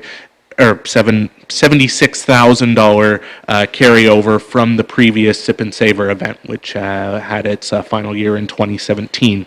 And this carryover was used to fund the inaugural concert, which we held in June of 2018, featuring the Sheepdogs. In 2019, the same overall level, that $100,000 of special events funding, it remained approximately the same, minus the one-time funding for the inaugural event, but the overall budget was split between the summer concert series and the Mill Street Market. And so by splitting this budget, of course, that reduced the amount of resources that we could allocate to the concerts at the main, at the amphitheater stage. So for in 2020, this approach was continued with the 3 planned concerts funded at the same level as 2019. After some internal discussion on this matter and consultation with our partners at the Bank Theatre, it has been recognized that this level of funding is not necessarily going to be sufficient to put on events that meet with the overall vision of the amphitheater as a destination that's laid out in the municipality's strategic vision and some of our master plans for the area. Although as I mentioned, the 2019 events were well received by attendees, the decrease in the production budget was noticeable, and the surveying that was conducted by the municipal staff indicated a desire to return to the larger events that we put on the year before. As a result of this, administration is therefore recommending that the overall level of funding for the summer concert series be returned to that overall level of $100,000 as it was in 2018. And as noted in my report, this would be funded by allocating $73,000 from the rate stabilization reserve to the programming budget for the amphitheater. My report also includes the budget breakdown that was proposed by the Bank Theatre for an expanded concert series with a breakdown as to how those additional funds would be allocated per event. We at this time are seeking Council's direction as to whether to increase the scope of the summer concert series as I've outlined here, and I would be happy to answer any questions that Council may have. I'm going to start with the CAO to speak to this before I get to you, Councillor Wilkinson. Thank you, Madam Mayor. James does a good job of explaining what we're looking for and why. I can tell you I was part of the meeting with the Bank Theatre to discuss the programming. What I want to speak to is looking at the chart that James has included that it shows the 2018 budget, 2019 budget, and 2020 budget. You can see where in 2018 it was 176,000. That included the Sheepdogs, which was approximately the 76,000. Then in 2019 you can see the 65,000 at the amphitheater, which is an indication of the 35 being taken off of the 100. What I didn't realize at budget time was that the budget had been further cut to 27,000. And I say that because, Laura and I have discussed this matter as well, and it was the way in which the budget was prepared, which rolled up the event budget as well as the tourism budget. So the specificity of the budget for example, how much are we budgeting for the amphitheater, was not discussed. It was assumed, by me at least, and wrongly, obviously, that we were going back to the original amount. Had I known it was 27,000 at the time of budgeting, I would have certainly raised that issue and would have corrected that going into the budget. If I was a councillor, I would be asking, why is it after 4 weeks of passing the budget, are you now coming back for more money? I don't want to say it was a mistake, but it was certainly an oversight due to the manner in which the budgeting was prepared. That has been rectified, so that won't happen again next year. But I think it's important to, once I realized that it was at that level, and knowing that our numbers had already decreased significantly from the 100,000 budget to the 65,000, it was greatly concerning to me that we weren't going to have the kind of programming at this wonderful amphitheater that we had intended. And that's why we called the meeting with the Bank Theater. And the way we approached it was to say, tell me what kind of funding you're going to need in order to produce the kind of programming that we had in 2018. And this is what they came back with. And I am aware of the concert, the tentative concert production and the plays, the performers, and it is significant. And I encourage council to consider this. However, I will also say this: if council decides that the 27,000 should stand, that administration will do the best that it can in conjunction with the Bank Theater to bring programming to the amphitheater. But I can certainly say that it won't look the same as if council approves the $73,000 addition. Start with you, Councillor Wilkinson. I'm glad Peter spoke first. That's you won't get any objection from this councillor. What I was wanting to ask was what type of what level or tier of quality entertainment are we going to get for that extra? And I was going to ask you what the sheepdogs would have got, what they cost. So if I understand correctly, I'm guessing they're somewhere around 75,000 was what level of sheepdogs was. Yes, that is correct. And you know, when we were looking at this last year in 2018, or 2019, what we had done initially was said, okay, let's remove the amount that we had set aside for the sheepdogs, because that was a special concert for opening of the amphitheater. So in 2019, we had smaller acts.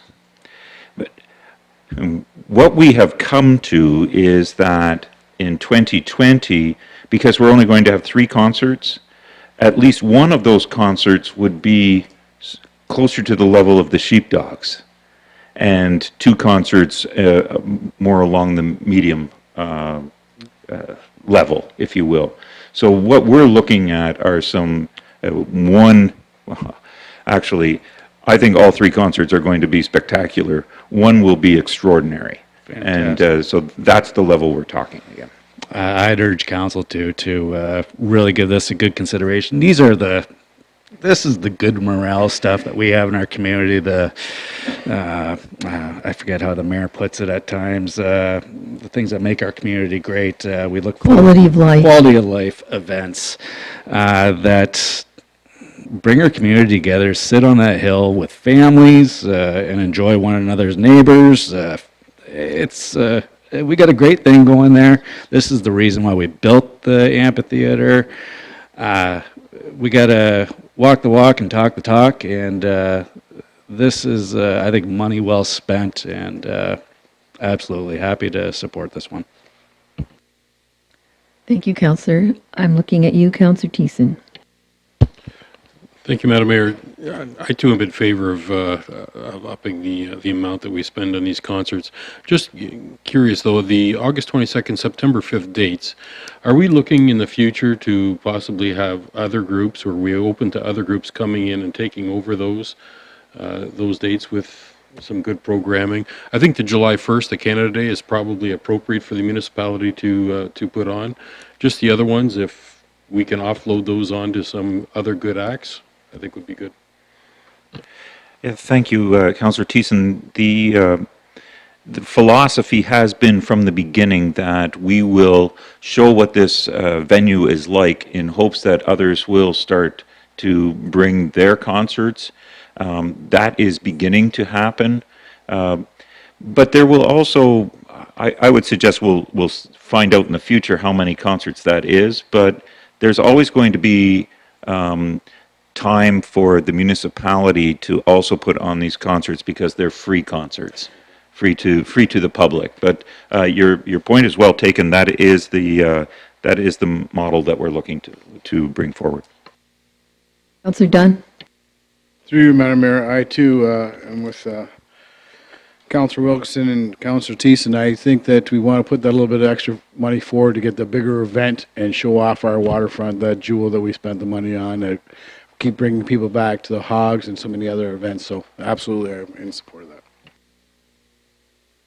I agree with you 100%. I think we've built it now, so we need to keep having great events, not just niche events. Not that they were mediocre, they were just niche. So they appeal to a smaller part of our audience, if you will, of our residents. So I think we need to have some stronger, I don't want to use the word high level, but perhaps more popular appeal genres that tend to bring in the people. So with that, I will, oh, sorry, Councillor Wilkinson, you wanted to speak again?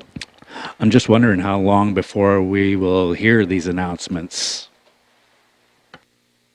Mr. Neufeld. Saturday night there was a function at the Bank Theatre, and I was discussing just that with the Bank Theatre people, and I told them Tuesday evening, if council approves the budget, I'll send them an email and tell them to sign the contracts, because we have things ready to go.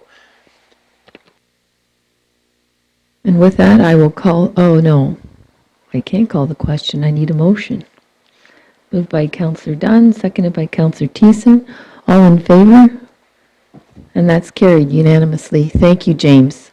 Looking forward to the summer. This gets us all thinking about warm weather and fun events. That's great. So moving on to the Seniors Advisory Committee, and I'm looking to you, Ms. Percy, for the explanation. You'll notice on the report before council, the date is March 29th, 2019, and that's because at the April 9th, 2019 meeting of council, the matter was deferred to allow time for the mayor to do further research. So the mayor has indicated that she's done that research, and I could bring the report back. So the report before you recommends that the terms of reference for the Seniors Advisory Committee be approved, and that Mayor McDonald and Councillor Hammond be appointed to the Seniors Advisory Committee for the balance of this term until 2022. So the Seniors Advisory Committee focuses on engagement, education, planning, defining what an age-friendly community is, approving awareness of the services that are currently offered to seniors in the municipality. The meetings are proposed to be every 2 months at the municipal office, and Legislative Services will provide a staff representative for administrative support. The minutes of the committee will be included on council agendas for council's receipt. In addition, the committee will be required to report to council on an annual basis as per the committee appointment policy passed at the December 2016 meeting. There's no financial impact associated with the report because the committee members will not be compensated. Councillor Dunn, I'm good. Can I speak first? I want to explain what happened here. So I met with a lady that had worked for the City of Windsor, and she had led their Seniors Advisory Committee. And it was a very involved meeting. She gave me all kinds of information to read. And I came to the conclusion that they were a strong group of advocates for seniors. And again, I didn't put this on the top of my calendar, so I didn't get to it right away. But I came to the conclusion that I don't think we're at that point yet. We need to see what our people want before, it was putting the cart before the horse.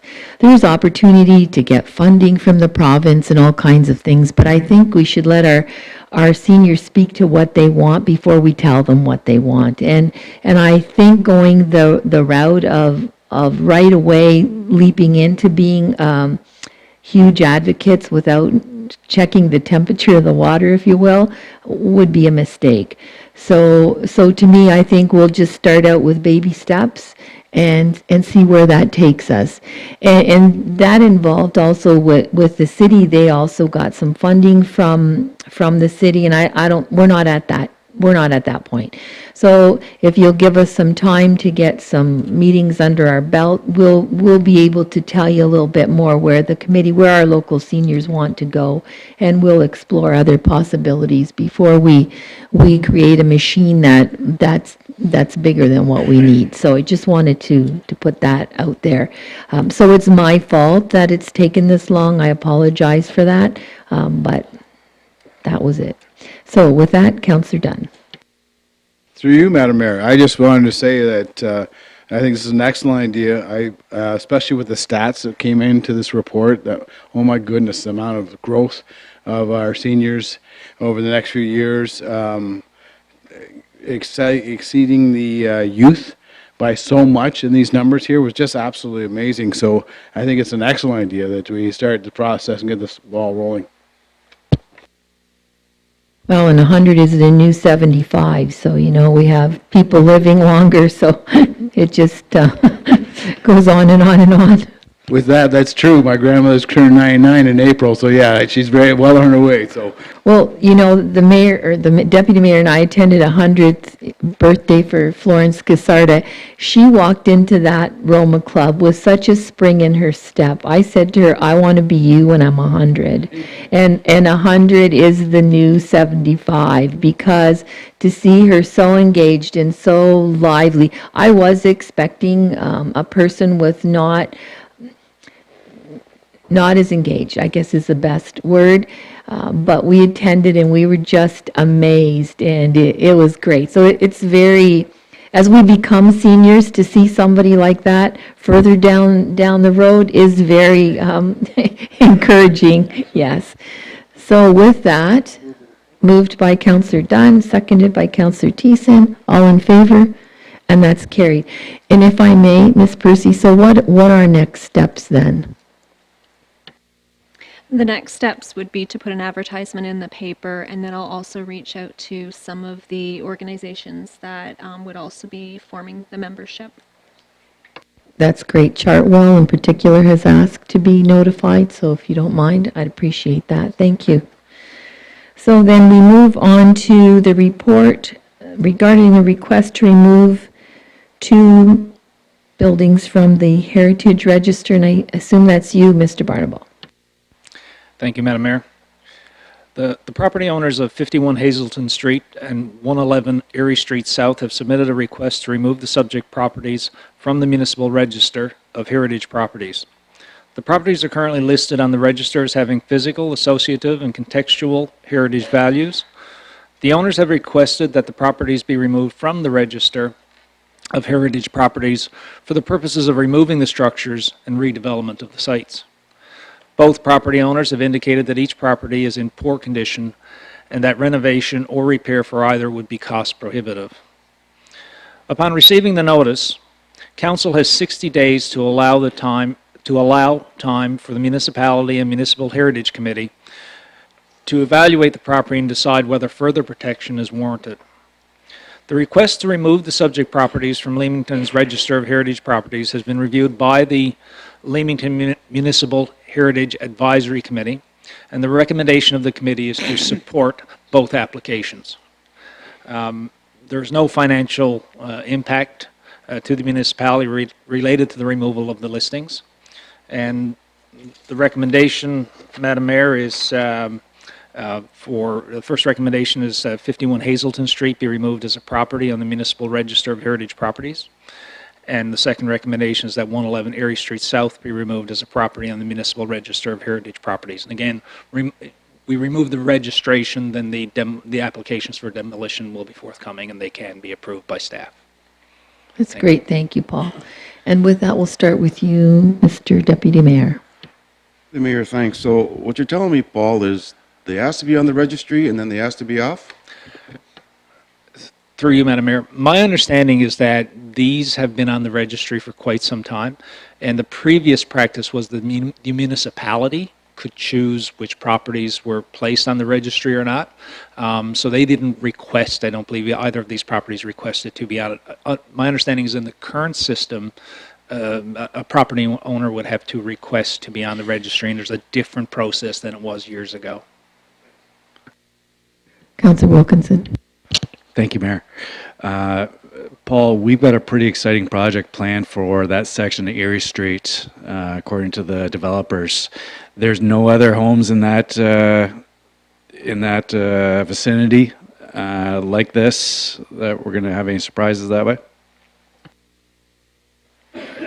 I'm aware of what you're speaking of, but the only application that that individual has put forward is for that one property. But yes, we are reviewing a fairly significant proposal for that area. Still in the early stages, and there's some matters that will come before some matters that will come before council on that. But there may be another application forthcoming. Okay. I only ask because there's a number of heritage-style homes over there. I'd hate to have any more surprises to hold up this development.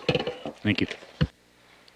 If I may, Paul, are those other homes in that stretch, are they designated heritage? Do you know?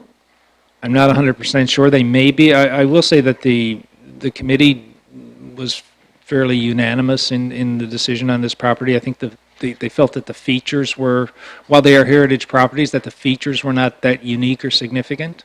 And there really wasn't a lot of discussion around this. And I don't know if that's an indicator that the ones adjacent to or around that area would be the same. Oh. Pardon me? I think it'd be a healthy exercise if we double check that 115, 111, 109, and 107 are not on that list as well, just to make sure. Do you mind doing that, Paul? Sure. Great. Yep. And even if you just email us so council knows. Great. Thank you very much. I have you, Councillor Dunn. Through you, Madam Mayor, I'm on the Leamington Heritage Committee. And what it is that we've had students over the past few years, and they've anything that has features that could be deemed as culturally significant, they've put the properties onto this register, and then we have an opportunity to research them to see if they have significant cultural. So they've just not that they asked to be put onto that registry and then taken back off again. Is that what communities tend to do, that you just go and put houses on without asking the property owner if they want to be put on? I know my experience in that areas are designated versus individual properties, and then properties within those areas have to go through a separate process. So not necessarily an individual property, but like a downtown area or something like that. So it would be a different process in those cases. We can talk about that another time. With that, moved by Councillor Dunn, seconded by Councillor Thiessen, all in favor, and that's carried. Thank you. Thanks, Paul. And then we have the sharps and the syringe disposal bins. Mr. Sharon. Thank you, Your Worship. Recently, the Leamington Police Service Board was made aware of a funding opportunity through the OPP by way of a community safety grant. Subsequent to that, administration was asked to explore the possibility of purchasing and installing some sharps and syringe disposal bins in the municipality. So with that, administration, or myself, reached out, did a little bit of investigation into these types of programs, came to learn that the City of Windsor recently implemented a sharps and syringe collection disposal program. So I had discussions with Yelena Payne with the City of Windsor. who was fantastic to deal with and basically walked me through their program and what they have and how it came to be. In addition to that, we reached out to the OPP to understand their grant program, how it works, the terms, the availability of funding. And through those discussions and understanding essentially how Windsor approached it, I think one of the valuable takeaways that I had from it is that, Windsor looked at it, obviously there's going to be some consideration for those with substance abuse problems and perhaps give those individuals an opportunity to dispose of their used needles safely.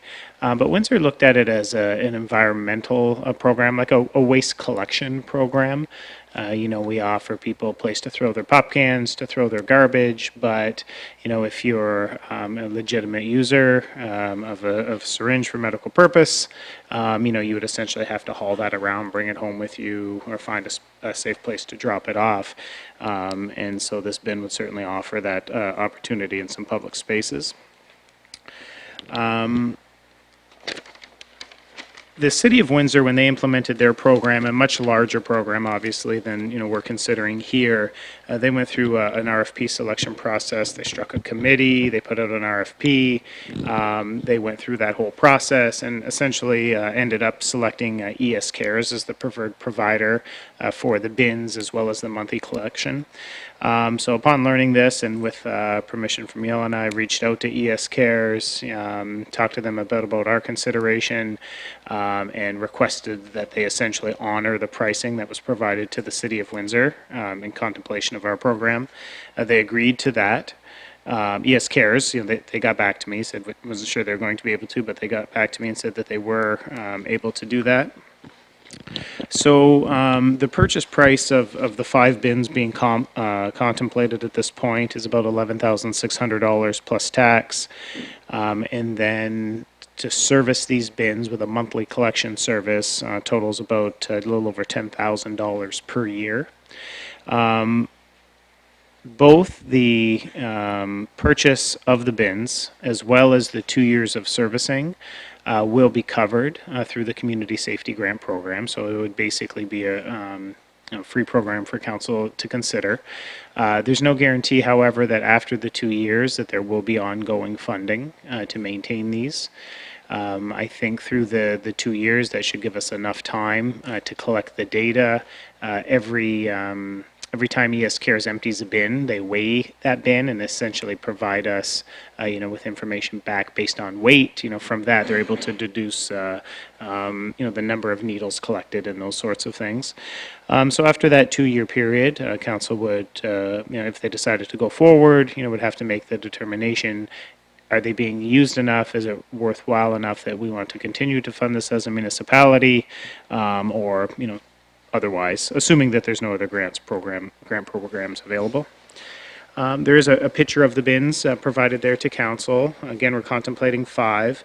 I did note in the report that the location of the bins hasn't been determined. This has all happened, quite quickly over the last few weeks. The 2019-2020 fiscal year of the OPP and the grant program is coming to an end at the end of this month, so it was important that we got this report in front of council prior to that so that we could secure the funding to purchase the bins if council approves it. So with regard to location, we'll likely go through some process of engaging stakeholders, find people who are relative experts in this field, and then determine the best locations to install them. Great, thank you, Rob. I'm just going to speak to this first, if I may. I want people to know this is not a safe injection site. This is a needle drop box. And if we can keep needles from being put into containers, as in gardening containers and urns and so on in the downtown or in any area, so much the better. If we can keep them from being in playgrounds where children play, so much the better. This does not mean that we condone drug use, opioid use, any of that kind of thing. This is simply to make our community a safer place for its residents. That's all this is.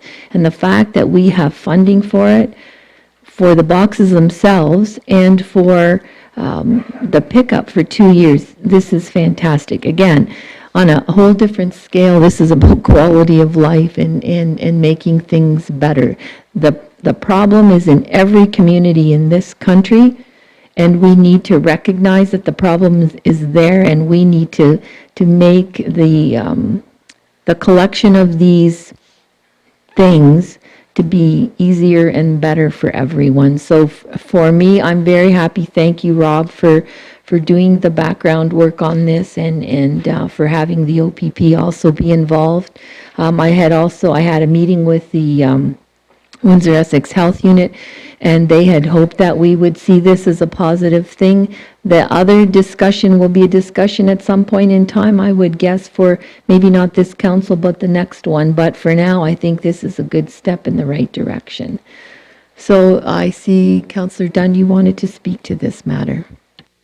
Through you, Madam Mayor, I agree with you wholeheartedly on all you stated, and the fact that, have had residents complaining about the needles being unsafely discarded everywhere, so this at least can try and help clean up the situation in some of the concern areas we have. So I agree with that wholeheartedly, and I would move the recommendation. I'd take a seconder to that, Deputy Mayor, thank you. But I still have Councillor Teasdale who wants to speak to the matter. Thank you, Madam Mayor, and thank you for that explanation, because that is definitely, there is certainly a difference between the two. I was surprised at how large these needle boxes were. I was expecting some of the smaller ones that you see in washrooms in different places. It's unfortunate that we require these, or that we need these to help keep our residents safe, but I think it's important that we do put these in. Just a question, do we have, it says here we have some of these at the recreation complex already. I wasn't aware of that. But do we have them, or will we be able to put some of the smaller ones as well in some of the other public washrooms? Looking to Rob or Paul? Your Worship, we had not contemplated doing that, but if council would like to see that, we could do an inventory of all of our public washrooms, Seacliff Park as an example, and other locations, determine what charge on a monthly basis we would be paying ES Cares, and we could look to expand it.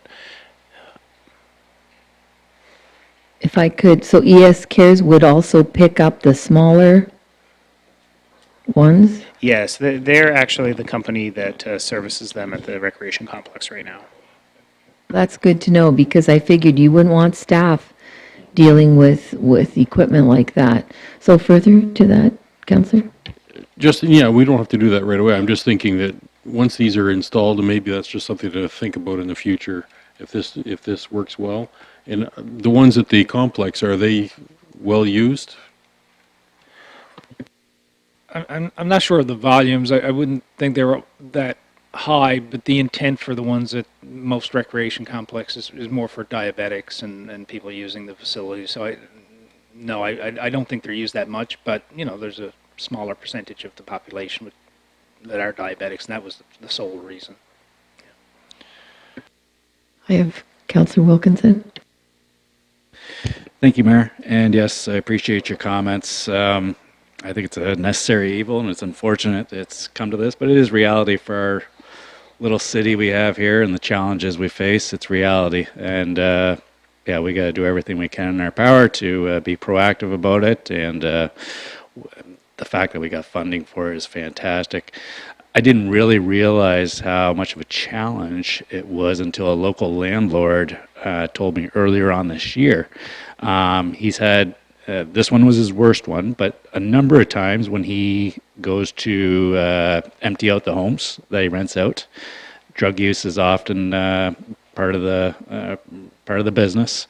And the challenge that he had trying to make arrangements with the health unit to get all these needles, he was carrying these things around in his truck for, it was like a week, trying to do the right things. So it's more prevalent than you think. And I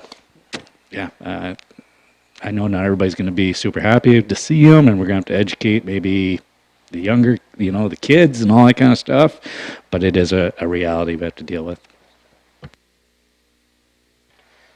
So we have the motion on the floor. If there's no one else, I'll call the question. All in favor? And that's carried. Carried. wherever you, forgot where to look, Rob, sorry. So moving on to the treasurer's statement for counselor and appointee remuneration and expenses. Laura. Thank you, Mayor McDonald. So this is an annual report that is required under the Municipal Act. It's Section 284, that the treasurer is required to prepare a disclosure of all the remuneration and expenses for council and board appointees by March 31st of the following year. This is a standard report that we've brought forward to council every year. Schedule A is all of the disbursements paid by the municipality as well as our other boards and agencies to council and those non-council members as well. So if council has any questions, I'd be happy to answer them. But it is recommended that the treasurer's statement for 2019 council and appointee remuneration and expenses be received for information. Counselor Thiessen. Thank you. Just a question, maybe this is for council to discuss, but currently the members of committees, whether they are paid, whether they are in attendance or not, correct, Laura? Through you, Mayor McDonald. Yes, Councillor Thiessen, that is correct. And as I mentioned at a previous meeting, it may have been budget or something more recent. We are looking at that this year, and we are bringing back some recommendations to council options for consideration, because compensation for committees can be split a number of different ways. That's up for council to consider. When the appointments were made, that's when the payments to each of the each of the committees were approved by council. So that is something that we will be bringing back to council for consideration. Okay, as long as that's coming back to us yet at some point, I'm good with that. Thank you. And with that, moved by Deputy Mayor, seconded by Councillor Wilkinson, all in favor? And that's carried. Thanks, Laura. Moving on to the Marintet Marsh Drainage Scheme. Again, that's you, Laura. Thank you, Mayor McDonald. So traditionally, only capital drainage work that exceeds $1,500 per property are offered a financing option with the municipality. This situation is a little bit different, and it's brought forward by some of the assessed property owners for council to consider debenturing or financing for these particular maintenance costs. So the maintenance on the Marintet Marsh Drainage Scheme break wall and maintenance, as council will recall, being provided in the drainage report that is attached to my report back in March of last year, exceeds over $550,000 of work that was completed. So there are about 10 unique landowners in the 20 properties that will be assessed this work on the final 2020 tax notices that will go out in May. So the report notes that the total project costs were around $475,000. After we reviewed it again, the net costs, so that's after the OMAFRA grants will be applied, are almost $550,000 to be assessed to the property owners. So assessments still range in the amounts of about $3,000 to $200,000 per property. So these values are not traditional maintenance work costs that get billed on the annual basis, and hence the reason why some of these landowners have come forward with this special request. So administration is seeking council's direction to offer an option to municipally finance these maintenance costs over 5 years. The interest rate would be established on the closing of the market on May 1st, 2020. And this will allow for administration to let the property owners know that this is an option, or they can pay it on their final property tax bills and have them due split over the June and September installment. If they do decide to finance with us, it would be subject to the $100 admin fee prior to April 30th and would be a fixed interest rate term over the 5-year period. So in my report, I also wanted to remind council of the risk associated with this type of financing, as the infrastructure that's in place currently protects these properties. And in the event of a dike failure and the lands are not recoverable within that 5-year time frame, the municipality would likely assume the full maintenance costs of these works on the average general taxpayer. So administration will provide a report back to council for the required borrowing bylaw, if it is approved tonight, to proceed with offering this unique situation on the Maritet Marsh drainage scheme. All costs associated with providing the financing to the landowners are outlined in the report.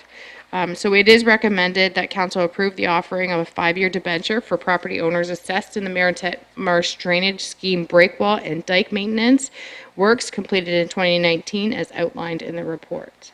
Thank you. Thank you, Laura. We'll start with Councillor Dunn. Through you, Madam Mayor. Laura, my question to you is regarding, you said it's $474,000 divided up approximately between 20 landowners. What kind of money are we talking here? When it comes to what's the highest amount pertaining to one property? So as I mentioned, that number actually increased because one of the properties is not eligible for an OMAFRA grant. So that one is, the highest amount is $200,000 to the one property owner.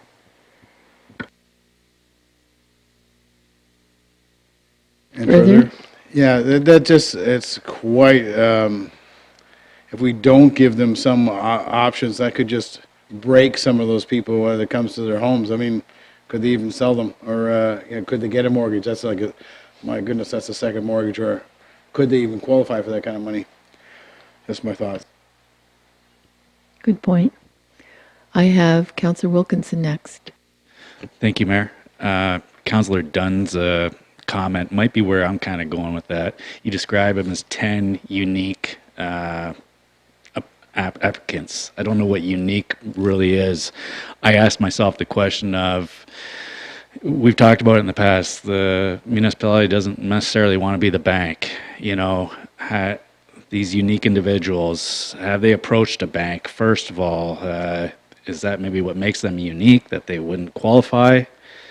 Just a little more background to help me out. But I know we've had that discussion here where we don't necessarily want to be the bank if we don't have to be. Laura, did you want to speak to that? Thank you, Mayor McDonald. Yes, so there are 10 unique property owners, and by that I mean there are people who own multiple properties along that stretch of this work. So these are farm properties for the well, actually they're all farm properties, so that I think is important to note. The one in particular owns 3 properties, so in the total assessment is almost 1/3 of the total billing of the $600,000. Now, this is really good because, I mean, who owns the property isn't really relevant, right? It's really about the decision of council. But I have been told by and confirmed with Luann that she has spoken to all the property owners. It's 5 different property owners that are interested in financing with us. So they own about half of the properties along that stretch. It's not half of the assessment. So this will only give those landowners the option to do it, and that's why we're bringing it forward now. Is because final taxes will go out in May, so we need to give them sufficient opportunity. We felt to let them know that this may or may not be an option, and if it is an option, then they may be able to go to the bank and seek additional financing. If they have the ability to seek additional financing, it will likely be lesser than we are able to offer, because we offer our municipal borrowing rate plus a 2% admin fee on that rate, and that is intended to recover some of the costs that are associated with financing some of that or these types of arrangements. I can tell you from my experience with all the sewer separation projects, we are still dealing with some of the landowners who are coming in to say, we want to finance with the municipality. So that's myself and my deputy treasurer who are constantly working with these people. So the project doesn't end when the assessment schedules are sent out. And then, of course, we're going to have all the work on the final tax notices. So you're right, we are not in the banking industry. There are other options, probably better financial decisions for these landowners, but that's a decision of council to tell us to do that. Are you okay with that answer? Yeah, I'm just trying to get over it. When we do, let's say, when we are willing to finance sewer projects, and we've got 100 to 200 people affected in the assessments, we've got a whole range of different people that can afford it, people who can't. And so it's a no-brainer at that point. Yes, we got to work with these people to achieve our goal and make it realistic. I don't know if that's so much. Who am I? I don't know, but you can kind of see where I'm going with this. Anyway, look forward to hearing everybody else's comments. Deputy Mayor? Thank you, Mayor. Laura, so these are farm parcels, so they do qualify for the OMAFRA grant. Through you, Mayor McDonald, the answer is yes, provided they qualify. So you need to be a resident of 7,000, Ontario, yeah, la, okay. la, la, la. As long as you meet those parameters, that would be accounted for. So the way that we actually bill maintenance is we provide, we allow for the grant, and then if the grant, if it's not approved by OMAFRA, we will then go back to the landowner to say you need to pay us the remaining 1/3. Okay, so how do they pay for this? Is this based on frontage or acreage?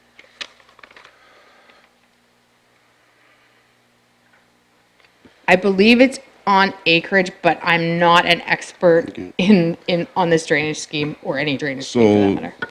So we're calling the drains and the ditches, and I'm going to say the creeks, are the rural get rid of your water, almost like a sewer,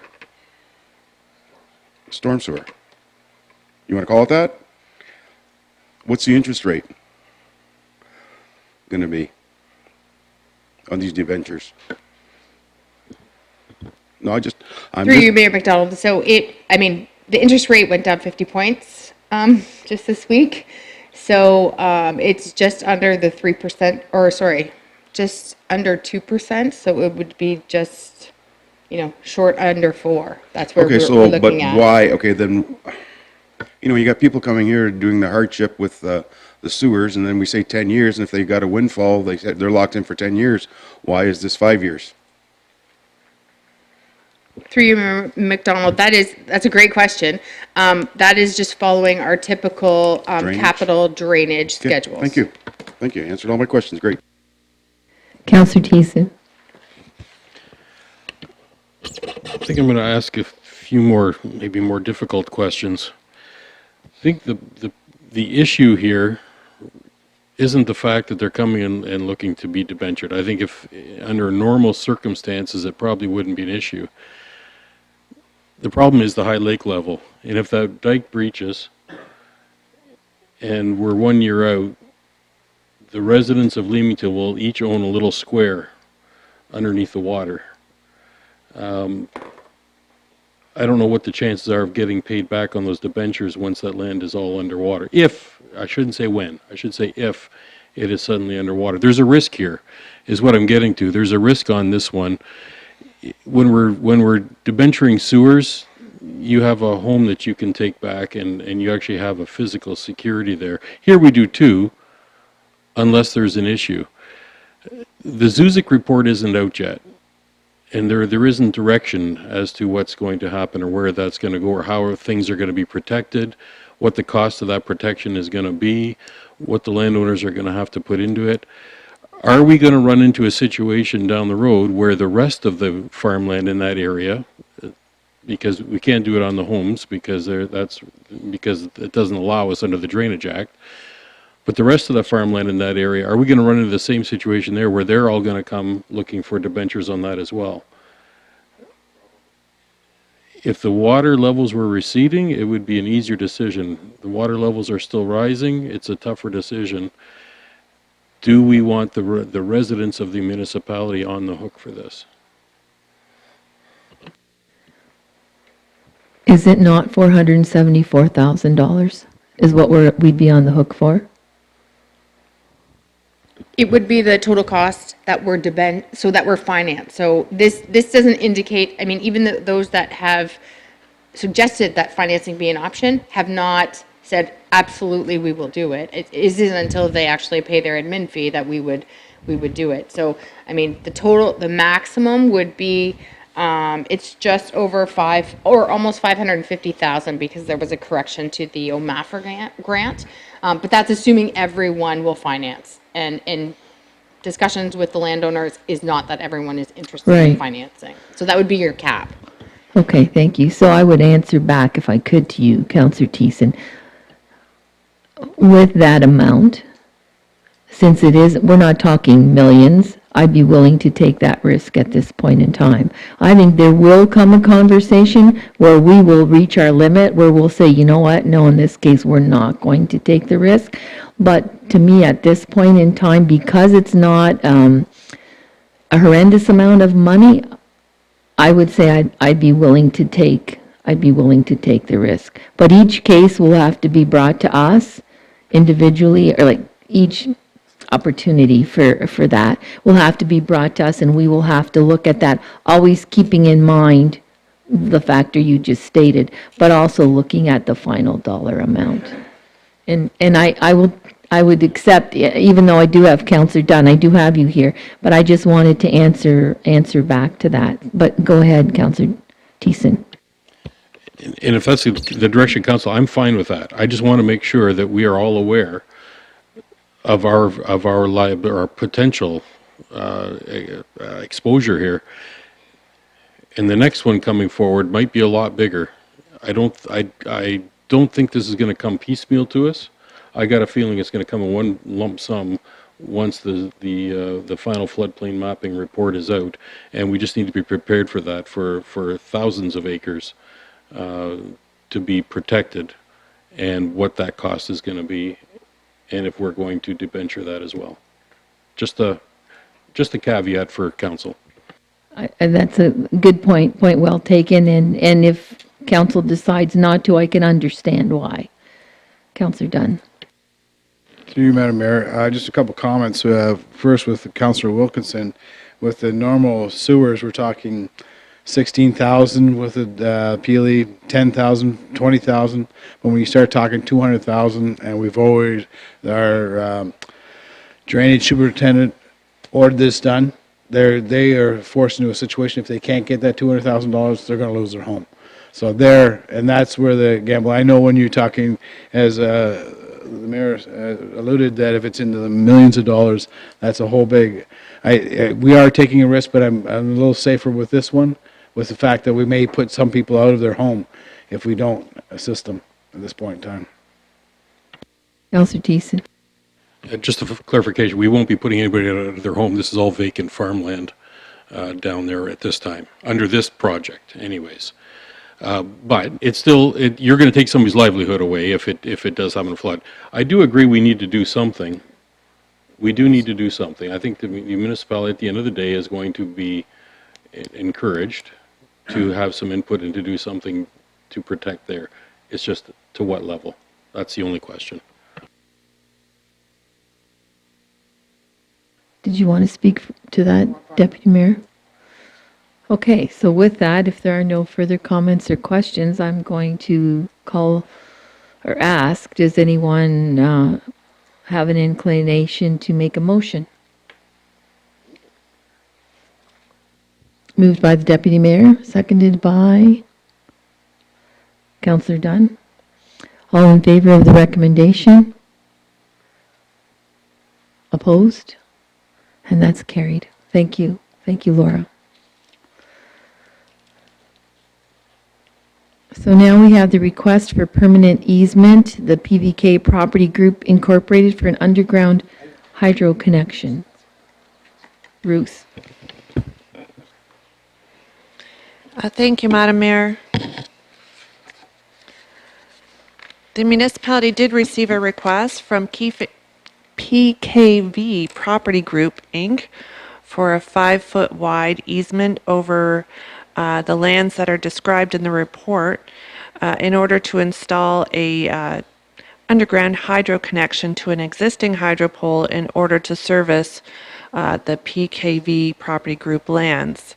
Administration has determined that the portion of Mercier Road D over which PVK is requiring the easement is not a highway, and for this reason, an easement is required in order for the installation to occur. And that is because the Electricity Act allows for hydro infrastructure to be installed in a right-of-way without an easement. In this case, this is not a legal right-of-way. The location of the proposed easement is shown on the aerial map, which is included in the report. Administration has reviewed the request and have prepared a draft grant of easement containing the substantive provisions that are included in the report. And I can advise that in 2007, Council considered the report CL 1307 and passed a bylaw to stop up and close part of a roadway and to lease that part of the roadway together with a right-of-way to the abutting landowners. The entire stretch of Mercy Road D from east of Mercy Road 19 to a right-of-way running parallel to Marintet Beach Road has since been leased to abutting landowners in order to provide them access to their lands, as shown in red on the next page within the report. The agreement was registered on title in the Land Registry Office. The representative of those landowners included in the lease has been notified via mail of the work to be undertaken pursuant to the easement described in the report, and to date, no concerns or comments have been provided to the municipality.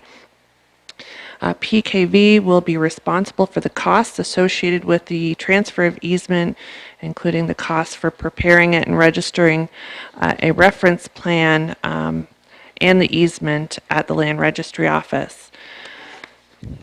So the recommendation is that council approve the grant of easement to PKV over the part of the road allowance between concession C and D, it's called Township Road, between Township Road 19 and Township Road D. Those are shown on parts 1 and 2 on the draft reference plan, which is attached to the report at the very end. For the purpose of installing an electrical distribution system and the associated equipment, as described in this report before you, and that the Director of Legal and Legislative Services be authorized to execute the relevant documents.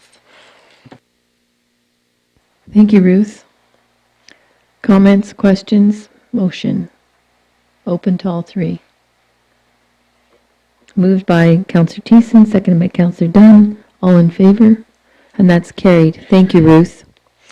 And then there was an addendum to our agenda this evening, and that is Report 10.20, and that's the Municipal Modernization Program. Laura. Thank you, Mayor McDonald. This is a really good news story. We've found some money, so that's a good thing.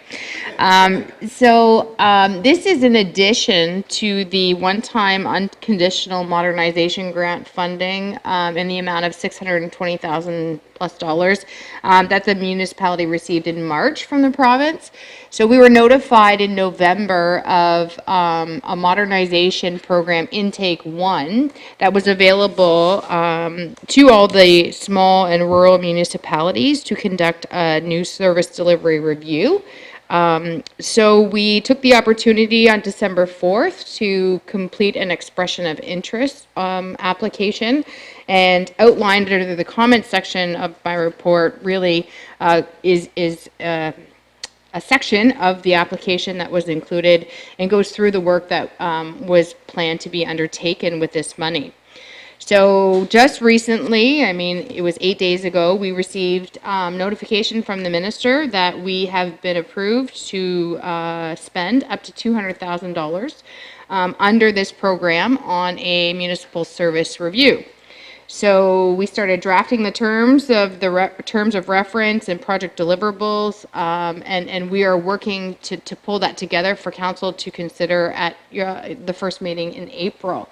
We received the transfer payment agreement just a few days ago, and this is a unique transfer payment agreement in which they require a specific bylaw to enter into the transfer payment agreement to receive an early payment. So they are going to, if if council approves this bylaw this evening, the province will give us $150,000 prior to their fiscal year end, which is March 31st, as basically a way to fund this project. So that's the reason why the addendum came out, because that's not typical for transfer payments agreements to require a very specific bylaw. However, the report will be due to the province in draft form by August 31st, as I outlined in my report. So we are eager to get moving on this project to meet that aggressive timeline. And we will get back to council, as I said, on the terms of reference and expected deliverables of that project in early April, as well as in that report, we will also bring forward other considerations for the other $200,000 that were earmarked in that as part of the municipal modernization, the unconditional grant funding that we received. So we had it funded from two sources. So that's what we can extend the use of that money to different projects. So we'll bring that forward for council to consider.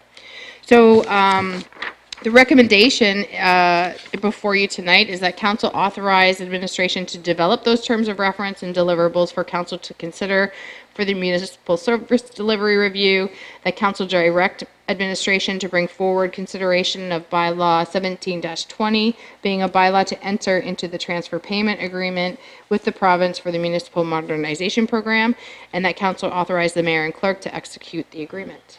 Thank you. Council, your wishes? Moved by the Deputy Mayor, seconded by Councillor Wilkinson. All in favor? And that's carried. Thank you, Laura. So moving on to other matters for approval, I see none. And then there's the report on the closed sessions. A closed meeting was held at 5:15 prior to the open session of the council meeting on February 25th, 2020 to discuss the following items. Confidential report COM 0120 dated February 12th regarding prospect list, sponsorship and advertising opportunities, which was considered in closed session pursuant to section 239(2)K of the Municipal Act. Council provided direction to administration. The second matter was discussion with regard to personal matters about an identifiable individual, including municipal and local board employees, which was considered in closed session pursuant to section 239(2)B. Proper notice of the meeting was given. The meeting adjourned at 6:27 p.m. Report on closed session for March 10th, 2020. A closed meeting was held at 5:30 p.m. prior to the open session of the council meeting to discuss a confidential report LLS 0820 dated March 3rd, 2020 regarding evaluation of facilities naming rights and sponsorship agreement pursuant to section 239(2)K of the Municipal Act. Council provided direction to administration and the meeting adjourned at 6:02 p.m. Thank you, Brenda. Moving on to consideration of bylaws. With respect to the consideration of the bylaws, I would just like to note that bylaw 7418, which is a bylaw to provide for the diversion channel and improvements over the Sturgeon Creek Drain, third reading. So council is aware that the tribunal, we received a notice of cancellation for the tribunal. The appellant withdrew his application, so this will proceed for third reading. So bylaw 8119, a bylaw to provide for the culvert replacement over the Lebo Creek Drain, Municipality of Leamington, County of Essex. That's a third reading. As I mentioned, bylaw 7418, a bylaw to provide for the new diversion channel and improvement over the Sturgeon Creek Drain in the Municipality of Leamington, County of Essex. That's third reading. Bylaw 14-20, a bylaw to appoint commissioners and establish annual fees for the better maintenance of various municipal drain schemes throughout the municipality. That was a report earlier this evening. On the addendum, bylaw 17-20 is a bylaw to authorize the entering into a transfer payment agreement for the municipal modernization program with Her Majesty the Queen and Right of Ontario, as represented by the Minister of Municipal Affairs and Housing, and that was the report that was on the addendum. And bylaw 15-20, a bylaw to confirm the proceedings of council of the Municipality of Leamington at its meeting held March 10th, 2020. Thank you. Thank you, Ms. Percy. Moved by the Deputy Mayor, seconded by Councillor Thiessen. All in favor? And that's carried. Thank you. Notices of motion, there are none. And now we have open session. Council and admin. Anyone? Counselor Wilkinson. Just one, Mayor, and I'm thinking back to what we discussed earlier tonight with the Mill Street markets. Can we make special mention to our communication department to really get out there and hit the fact that we won't be doing the May one in particular? We have a lot of stakeholders out there, some of whom don't pay attention to the budget or whatever. They might be assuming we're going to have a May event. Kelly does a great job with our communications. I think we really need to hit that we won't be doing it, and maybe a reason why we won't be doing it to concentrate on the better weather ones. Just something I'm throwing out there. Thank you. Well, why should we say anything? We can just put the dates of the markets out there. I don't think we need to explain ourselves. That's my point of view. I think you'll have people who are assuming it's going to start in May. Not Okay. realizing, unless you kind of put it out as an announcement, we aren't doing our usual 7 that we did last year. It's just a thought, but I think most would be thinking we're going to have our usual lineup.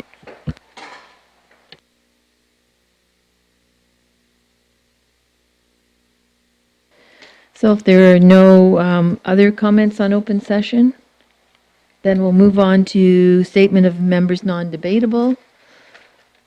And since there are none,